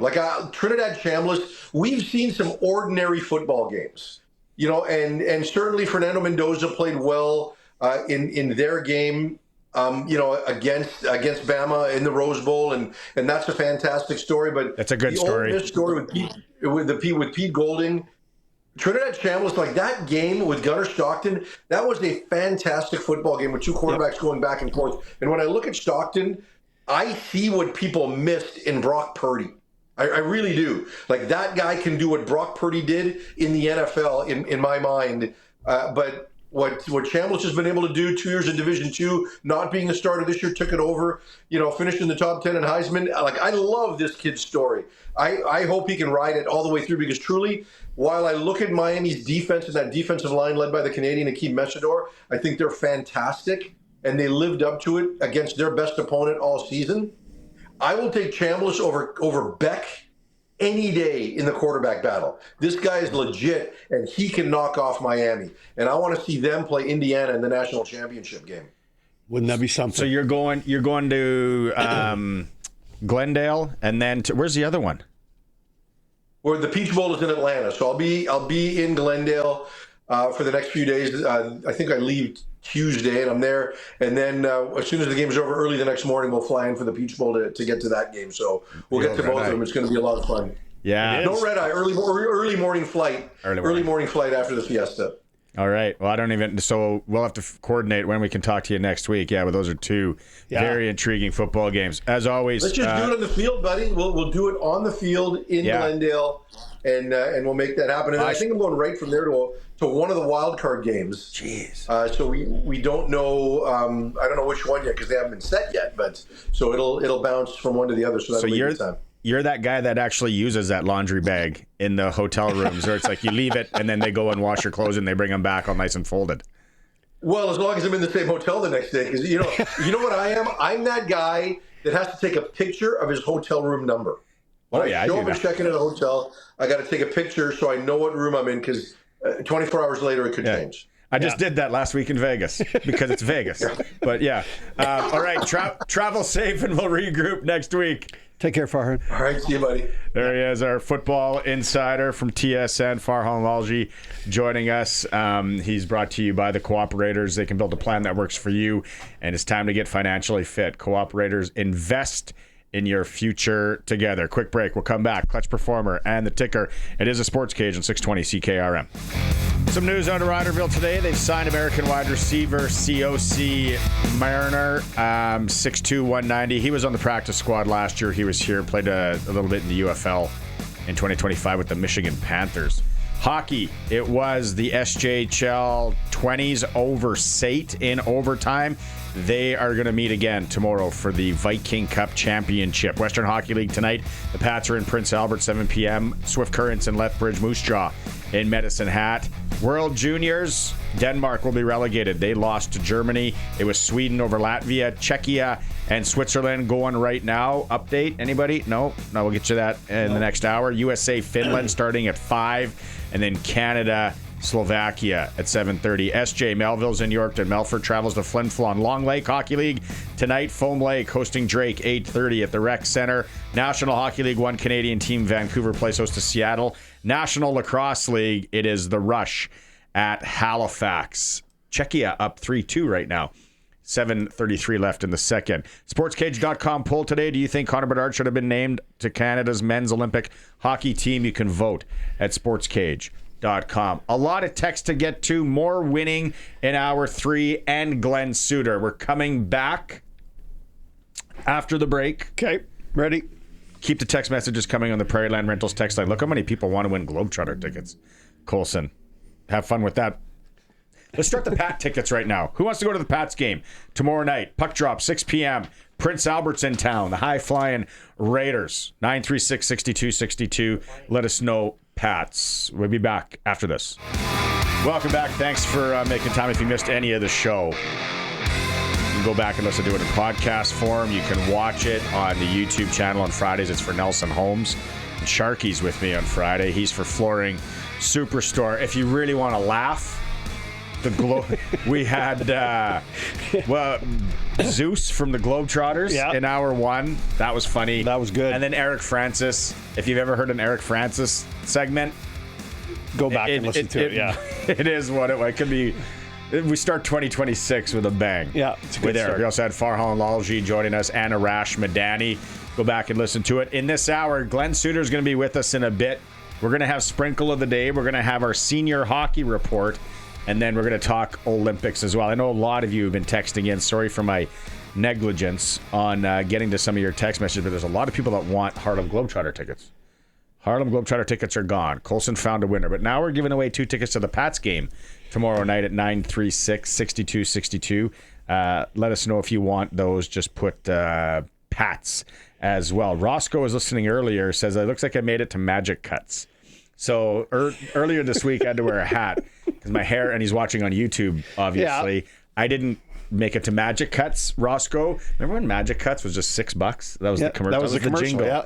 Magic Cuts, just $6. Those days are long gone. I don't have a haircut till next Wednesday. It's a thicket back there. My head is really thick. I can cut your hair. Yeah. I've got one style, but I can cut your hair. I don't want you touching my lid. Although that would be funny. It goes back so fast. It doesn't really matter. We had on the Prairie Land Rentals text line, 936-6262. Unreal first 6 goals on New Year's Canada's game. Real Damon. Looking forward to tonight's. MLS signing. James, little bit of a long one here, James. They're hard to read when they're really long. He thinks he was going to be around $500K for 2 years. He thinks number 89 is probably not going to come back, though, although he would say he'll have KSB. He'll bill at KSB for free, says James. He's renewing his season tickets next week. Lots of Globetrotters here, getting through that. There's YouTube chat and regular text chat. Bennett, Bedard, Scheifele, I hope those 3 and Jarvis tell Team Canada to shove it if they're asked to come in to fill in for an injury from Trevor. That's not going to happen. No, and Jarvis he's out in a bad way. He's hurt right now. You got a chance to go to the Olympics. You are not telling anybody to shove it. Yeah, you're going to show up and play. Kevin said, my question mark, Stone on, Bennett off. I think Stone has been washed for a while now. He'll fit a role. He will. He is really underrated at checking and skating, stealing the puck. Yeah. His skating isn't great. That's another guy where it's like everyone's like, you got to be able to skate. You got to be able to skate. It's like, Mark Stone skate. Did you ever watch Ryan Getzlaff really twirl at a younger age? These guys didn't have long Connor McDavid strides, but Stone is so savvy. But yes, Kevin, he's good with the puck, and he will provide some power play without a doubt. He can help on the power play. Shout out to everybody in Ituna that wants the Globetrotter tickets as well. I was talking to Nick Kazmar earlier. He's going out to Ituna to the big Q-Par Ituna clash next weekend. Oh, really? Senior game, new barn out there. I was like, Nick, if I'm not doing anything, I might want to come out there. Yeah, senior hockey reports coming up in a bit. Like I said, sprinkle of the day, and we'll get to more of your text messages. But let's get to go with Glen Suitor.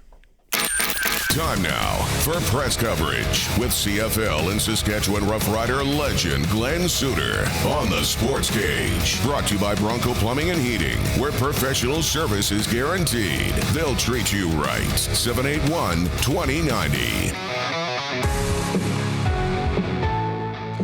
I don't know if you've been listening today, Glenn, but things have gone off the rails, so let's just continue with the madness. With the madness. Let's ask you this, because we've asked a few guys. I want to get to something first. Okay. So my highlight of the year, I don't know if you saw it, my highlight interview of the year was when we interviewed you and you showed that picture of your lawn. And, and it was disgusting, Glenn. It was terrible. That's some awful grass you got growing out in the front yard. Yeah, you know what I've done, honestly, Sharky? I've waved the white flag on my grass. Honestly, this has been a 5-year project, and I've replanted it 5 straight years. Wow. Because of these Schaefer beetles that get in there. And what happens is these beetles get in there and they don't necessarily, that's not what necessarily ruins the grass. What happens is the crows come in to eat the beetles, or the little worms that they are, and that rips up the lawn. So I've been fighting this, replanting, doing the proper stuff to make sure they don't come back. They come back. All of North Van is looking like this, and not an excuse, but you remember back in Breaking Bad when all of the all of the yards in that series were filled with rocks. Yeah. That's honestly where I'm going. I've waved the white flag on grass. I'm going with rocks somehow in what is a pretty big front yard. Like I'd like to put a garage in there if I had a little more, If I was making Tony Romo money, I might be putting a garage in there. It's called xeriscaping. Yeah. I think. I'm a big fan of it. When we had our place in Arizona, they HOA. So if you got weeds that pop up and stuff, you get fined. You get warned, Really? and then a fine. It's bad if you don't take care of it. And some of them are more strict than the other. The second thing, Glenn, I think there's the lawn right there. If you're watching the stream, because the Bears are in the background, I say, Glenn, you screw it. You kind of covered there. You got nice cover. You got a nice shelter belt with trees there. I think screw it and just start parking vehicles on there, NOD style. Yeah. What are you talking about? Like throw a fridge out there if I don't need it anymore and just let that. Well, Maybe a couch. I don't know. Any old vehicles, you can rent it out. A trailer, RV storage. Yeah. Park a couple of small RVs in there. The neighbors will love it. You'll be a big fan. Yeah. This is a project for 2 months from now, so it's in the back burner. It's right now. To me, all I'm thinking about right now, guys, tonight is it's no upset night for the World Juniors. We don't want to see any upsets tonight. Okay, so who do you got? Finland, U.S. Because that one's too close to call for me. Yeah, that's a close one to call.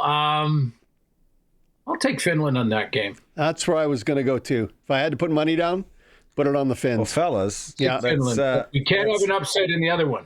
No. Let's see what kind of action here. What do we got on Finland, U.S. for action? SportsSelect.com, where you can just scan the QR code and go. Okay, Slovakia, Canada.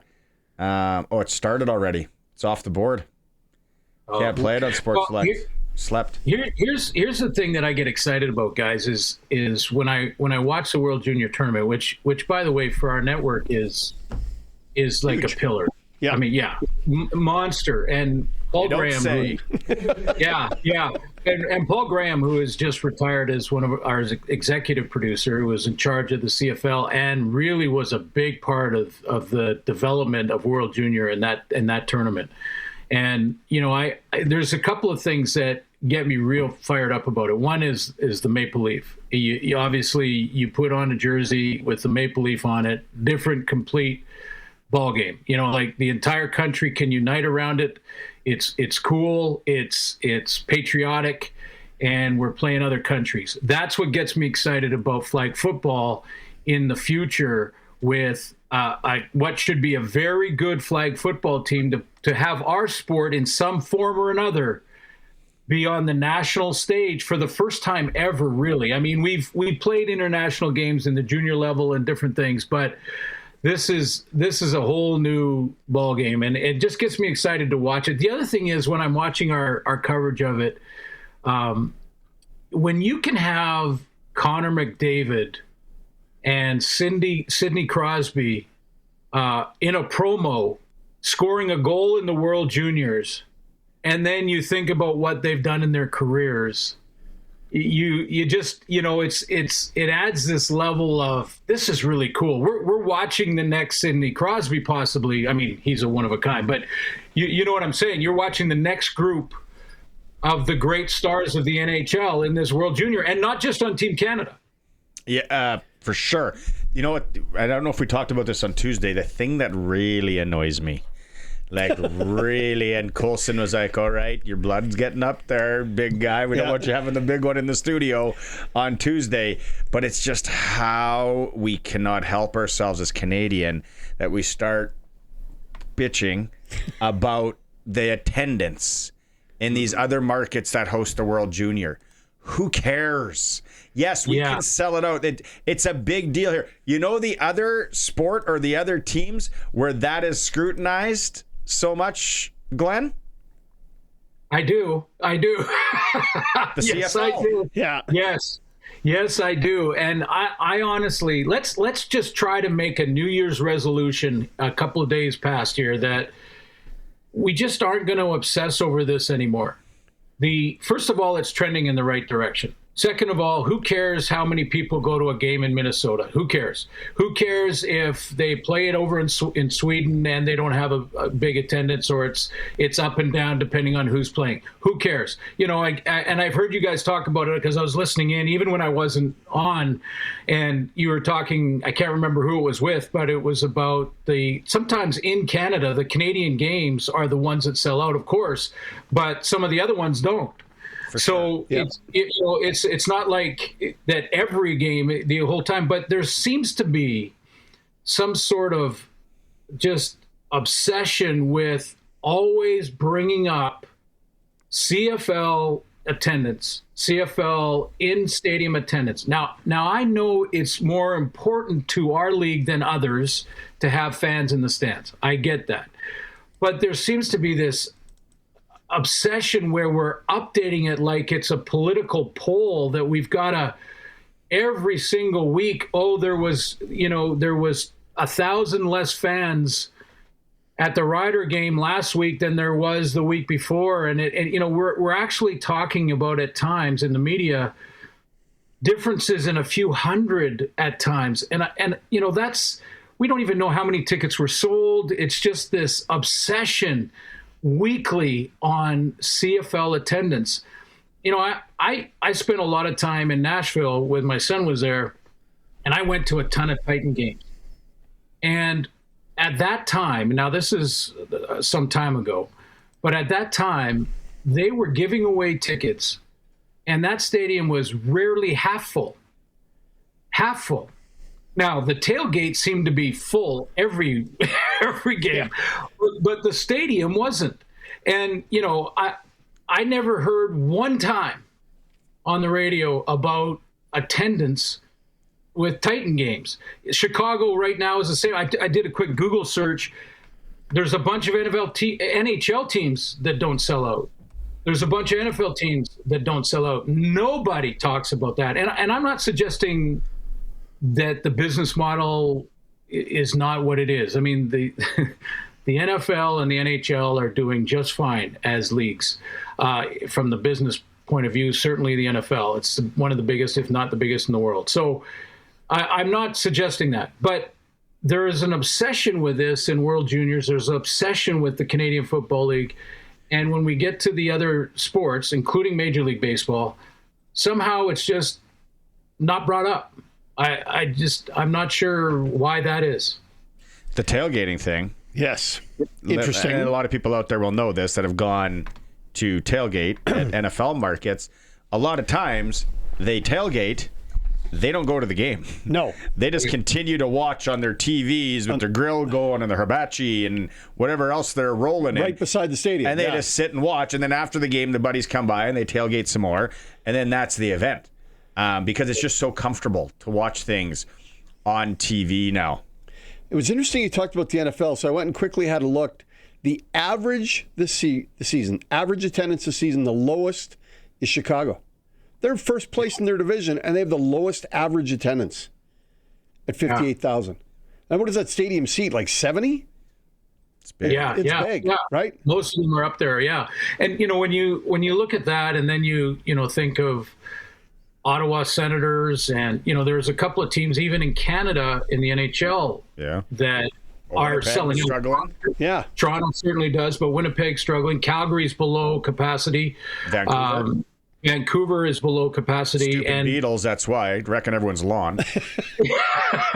Yeah, the Schaefer Beetle. But no, and again, if Vancouver took a run in the playoffs or any one of the Canadian teams did, like Edmonton has, Edmonton for quite some time hasn't been completely at capacity every game either.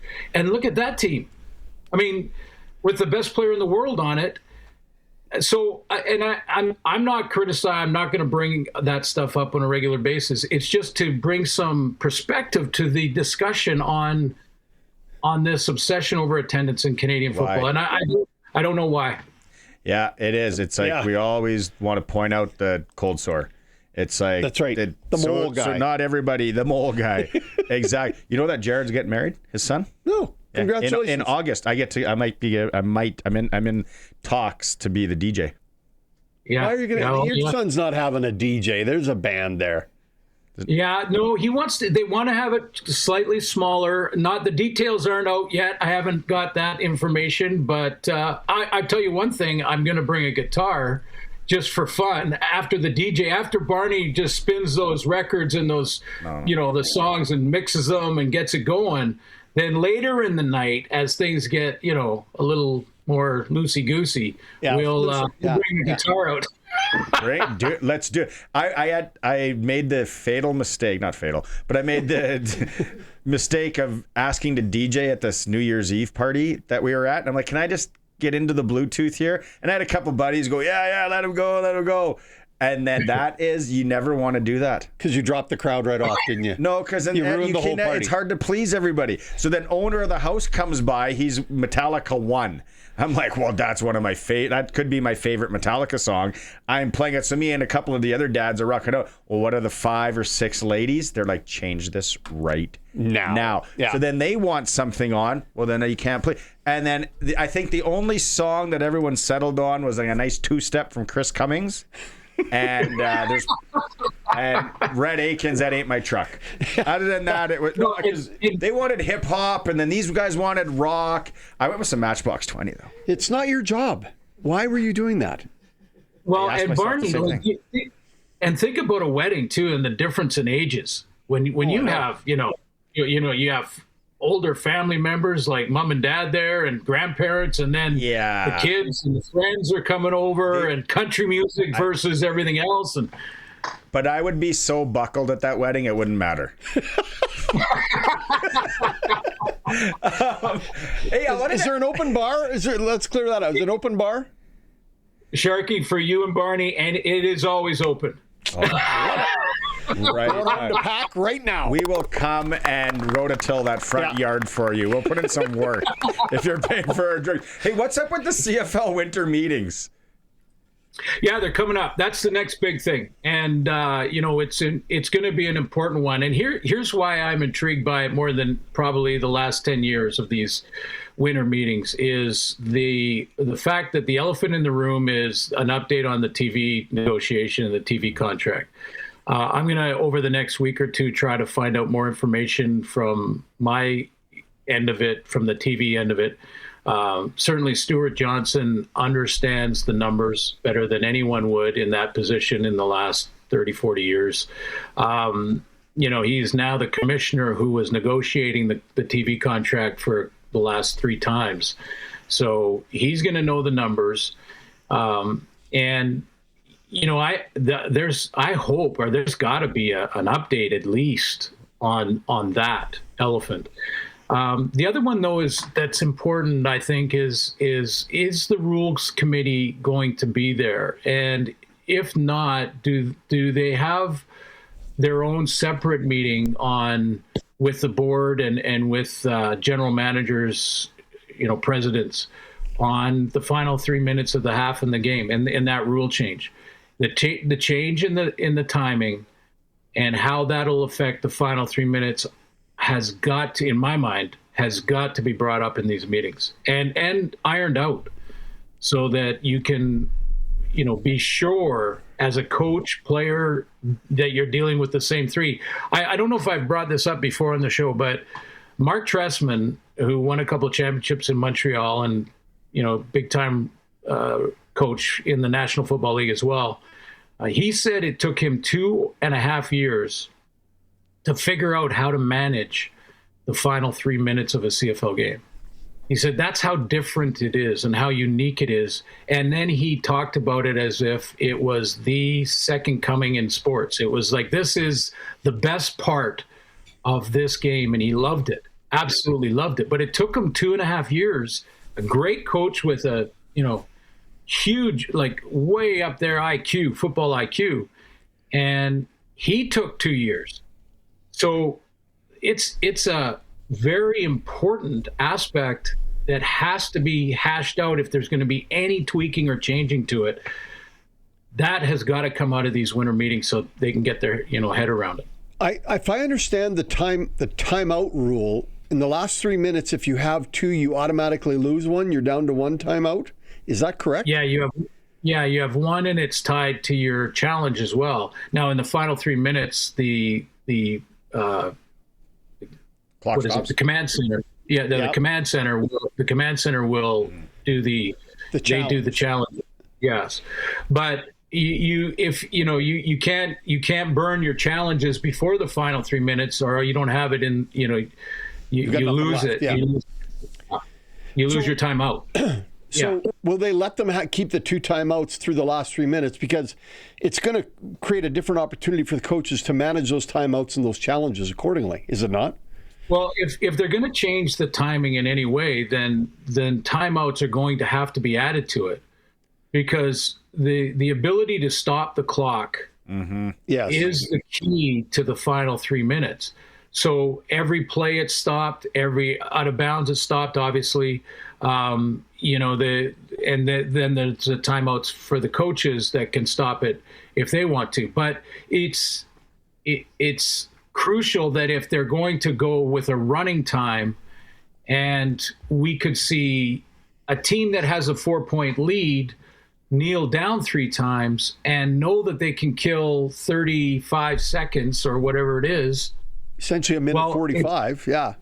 Yes, it's going to completely change the final 3 minutes. So does that mean we add timeouts? I'm not sure they want to do that, because that stops the game. Right now, it's stopped. The clock stops, but you still have to get your butt going. You have to get your offense out there. You have to get the play ready. You can't call a timeout, stop everything. You can't strategize. Yeah.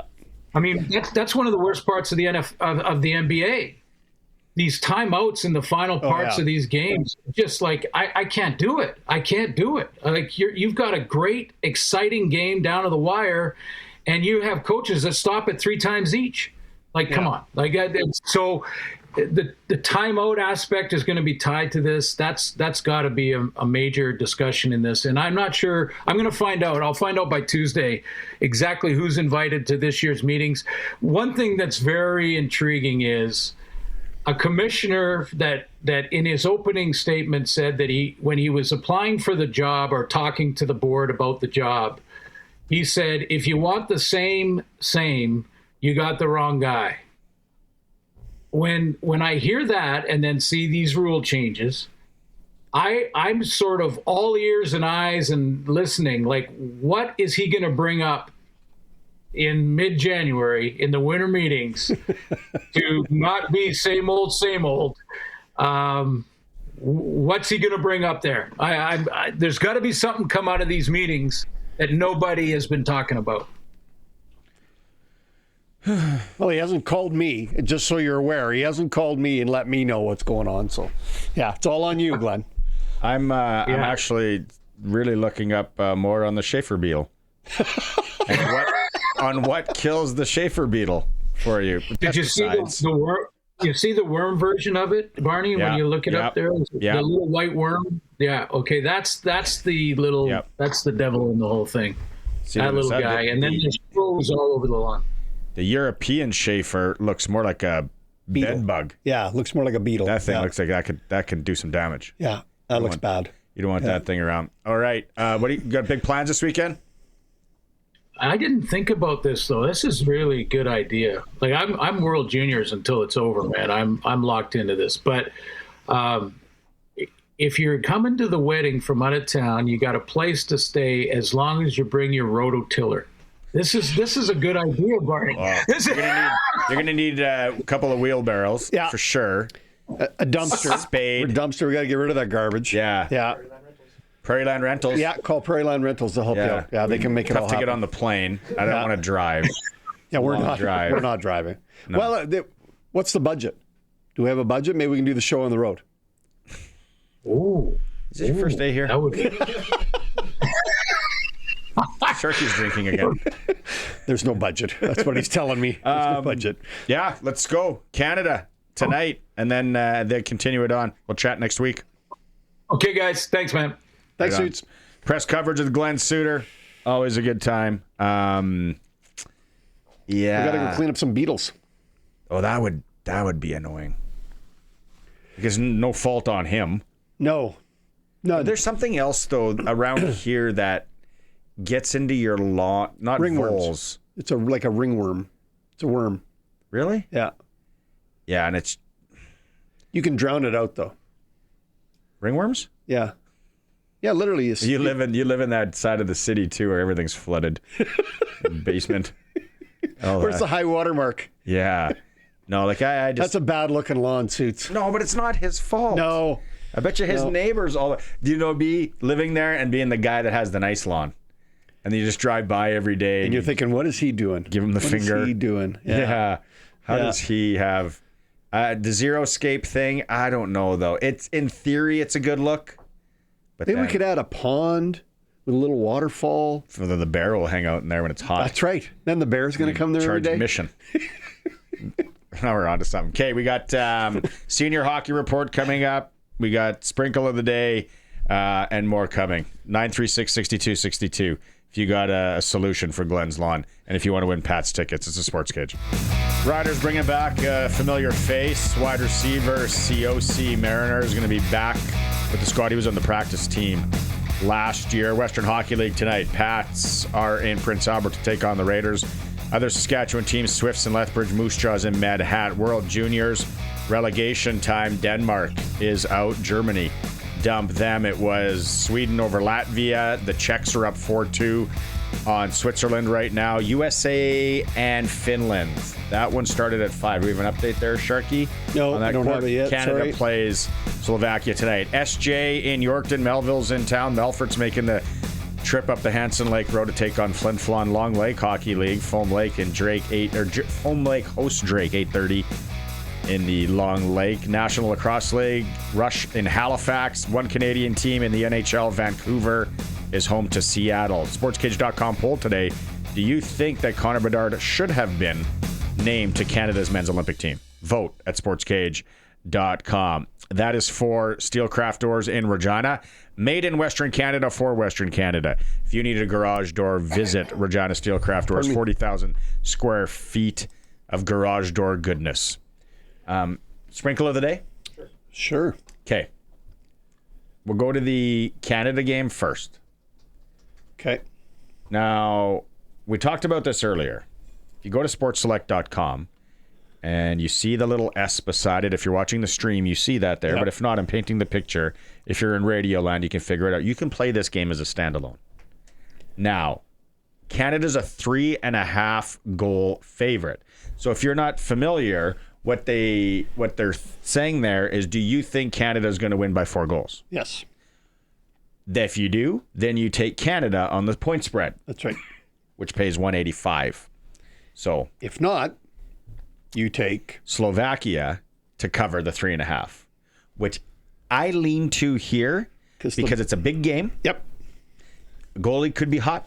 Goalie could not be hot. Yep. And it's just these teams play us so tight and so tough now. So paying 170, which is paying less than Canada covering. So if you put down 5, you win 850.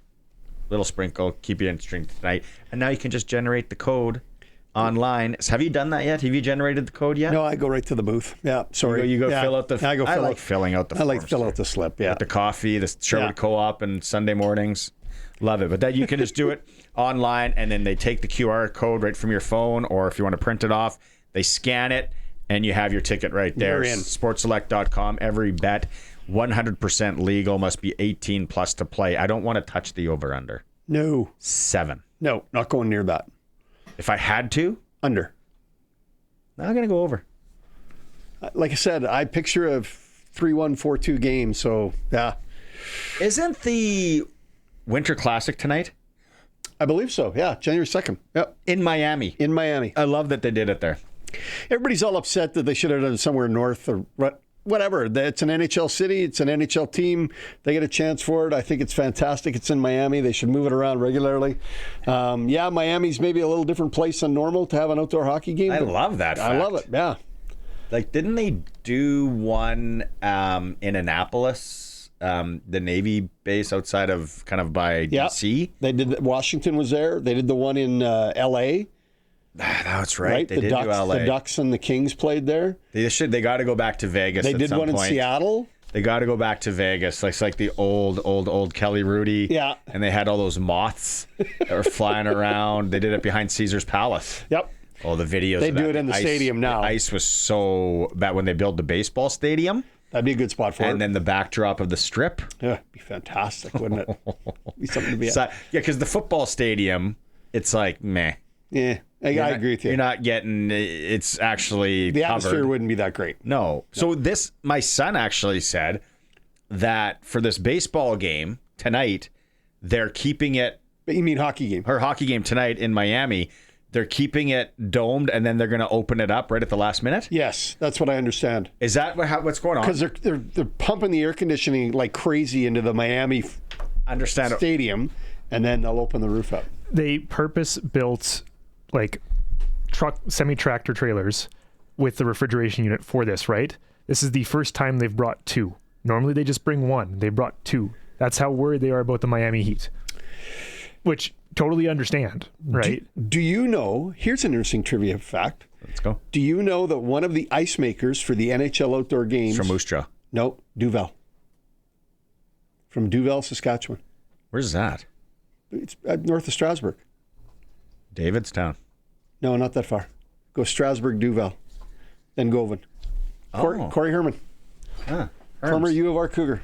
Herms. Yep. Okay, so right now in Miami, we have no precipitation, which is good in the forecast. Humidity's 49%. Barometric pressure, just kidding, I have no idea what that means. It's 18 degrees right now. That's in Miami. Celsius? Yeah. Or Fahrenheit? Celsius. Celsius? That's not bad. And what's it supposed to go to overnight? What time does the game start in an hour? It's got to. Yeah. So it's basically staying for. It says it's 20 right now, and at 8 p.m. 18. It's 17, 16. You're not really.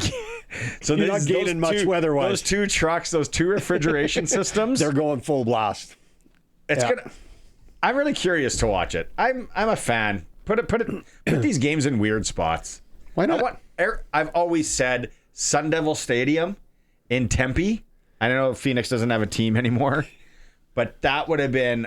It's built into the mountain. It does get chilly there. It's like December. when Colorado had the one at Lake Tahoe. Oh yeah, that was fantastic, right? It does get chilly in Phoenix in December and January at night. You'd be able to make ice. You may only take one truck. Yep. Scoreless after one. USA Finland. Scoreless after one. We didn't get. Czechs are up 4-2 on the Swiss. Didn't get to the ticket window in time to play that.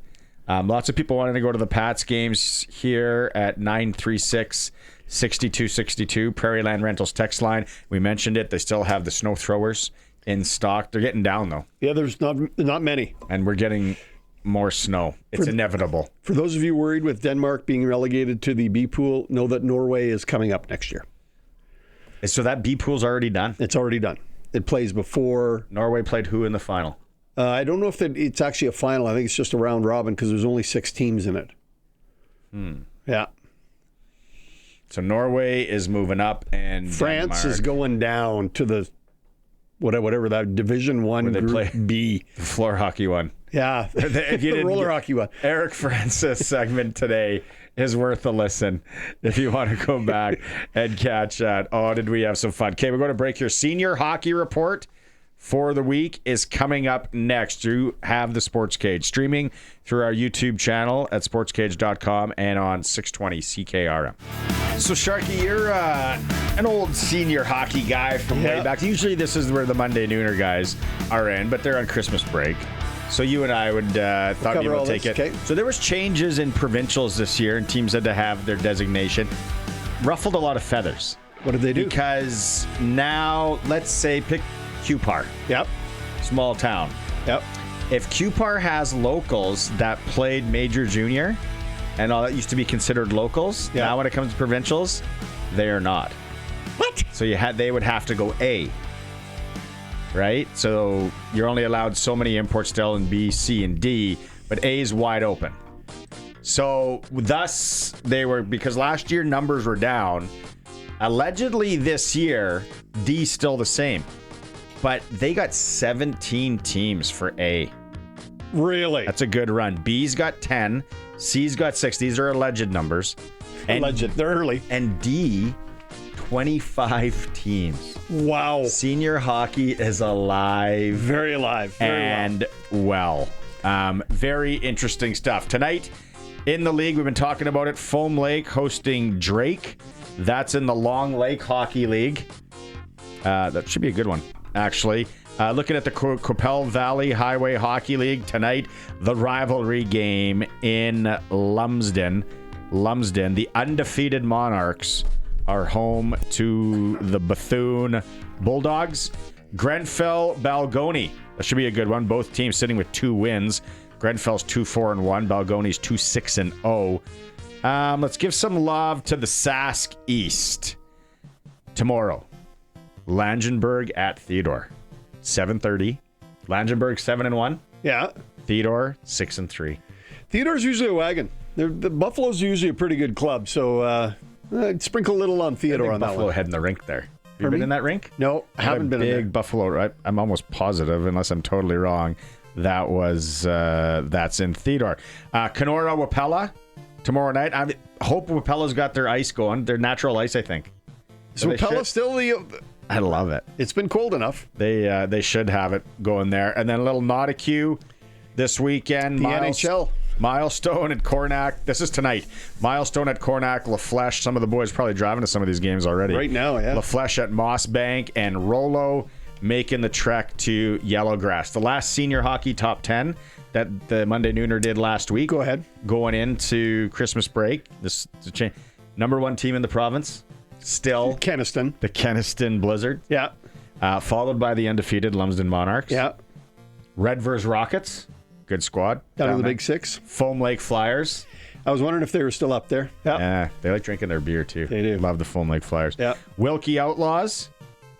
Wynyard Monarchs. Have you been to that new rink in Wynyard? No. It's nice. No, just played in the old one. I love that old one too. I got spit on in the old and in the penalty box. That was a Siemens one I get spit on all the time. Another good old barn, but they don't have the good old barn anymore. But the Hunter brothers are back playing in Shaunavon. So the game's bad. There might be a show later. The Badgers are a wagon when the Hunter brothers are in the lineup. The Meadow Lake Broncos at number 8. Or Stampeders or Broncos? The Broncos. Changed it. Oh, I love the old Stampeders name. Cornac at number 9. The Merchants. The Merchants.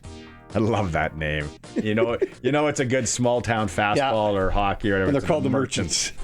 And then the number 10 team in the province, according to the Monday Nooner last week, was the St. Brew Lake Lenore Rivals. Little combo there. Up there. There it is. Yeah. So we'll be back next week. Monday Nooner guys will have maybe more on provincials. If we get time for this, quick thing on senior hockey. Personal thought, not right, is that your league should declare what level you're going to be at and follow those rules. So if your league is A, right, the A league winners would play each other north and south and eventually get to an A provincial championship. If you're a D league, the D league winners would play each other and get to a provincial championship. Oh, that's a can of worms. I know it's a big can of worms, but if you start to break it down and think about it, right? You're saying you're going to have then Div 1, Div 2, Div 3, Div 4 leagues almost. That's right. Right? Which we declare on the Nooner just because that's what you're doing, jacking right? around. So if you think about, let's say, the Highway League, the Long Lake League are A leagues, right? Yep. So whoever wins Sask East, Big Six. Sask East, Big Six. Wheatland, what would that be? The old Wheatland Hockey League, is that still a go? Yeah, Div 2, Div 3. Right? We'd maybe take the Nauticue as a Div 2, right? Yeah. And that Cupar Ituna League, maybe a Div 3, Div 4 league. Okay. Right? So then you win your league, then you play the other winner of the South of that same level. Then you kind of go into a tournament. Then you get into the tournament of provincials, right? Nah, I like this way. You got look how many teams we got rolling this year. I like with what they did. Okay, that's the senior hockey report. That's for Warren Steinley, MP for Regina Louvan, always on Saskatchewan's side, and Croft Electric, always on your side if you need anything done electrical. Croft Electric. If you're worried, get a generator. Get a backup generator. The backup generator. Oh. The power goes out. That My neighbor, wife wants one of those things. Yeah. I'm like, oh, power's out. Yeah. Neighbor's generator's on. Okay. We had so much fun with Eric Francis, and we talked about the World Junior, like B or C, is in Kyrgyzstan. Coming up later this month. Kyrgyzstan. So I looked up flights from Regina to Bishkek, Kyrgyzstan. Not direct. Thanks, Google. You got to go through major hubs like Istanbul, Moscow, or Dubai. Go through Dubai. Yeah, so it's a long trek to get to Kyrgyzstan. First game in Bishkek Arena is South Africa versus Mexico on the 18th. Oh, what's the line? It's not out yet. And then Ireland plays Luxembourg later in the day, followed by Kazakhstan versus Hong Kong, and Mexico, and who else am I missing here? Iran. I just think it'd be so cool to do a series on the World Juniors, the bottom division, and just go behind the scenes and give people a look, wouldn't it? I think it'd be fantastic. Iran's roster is not out yet.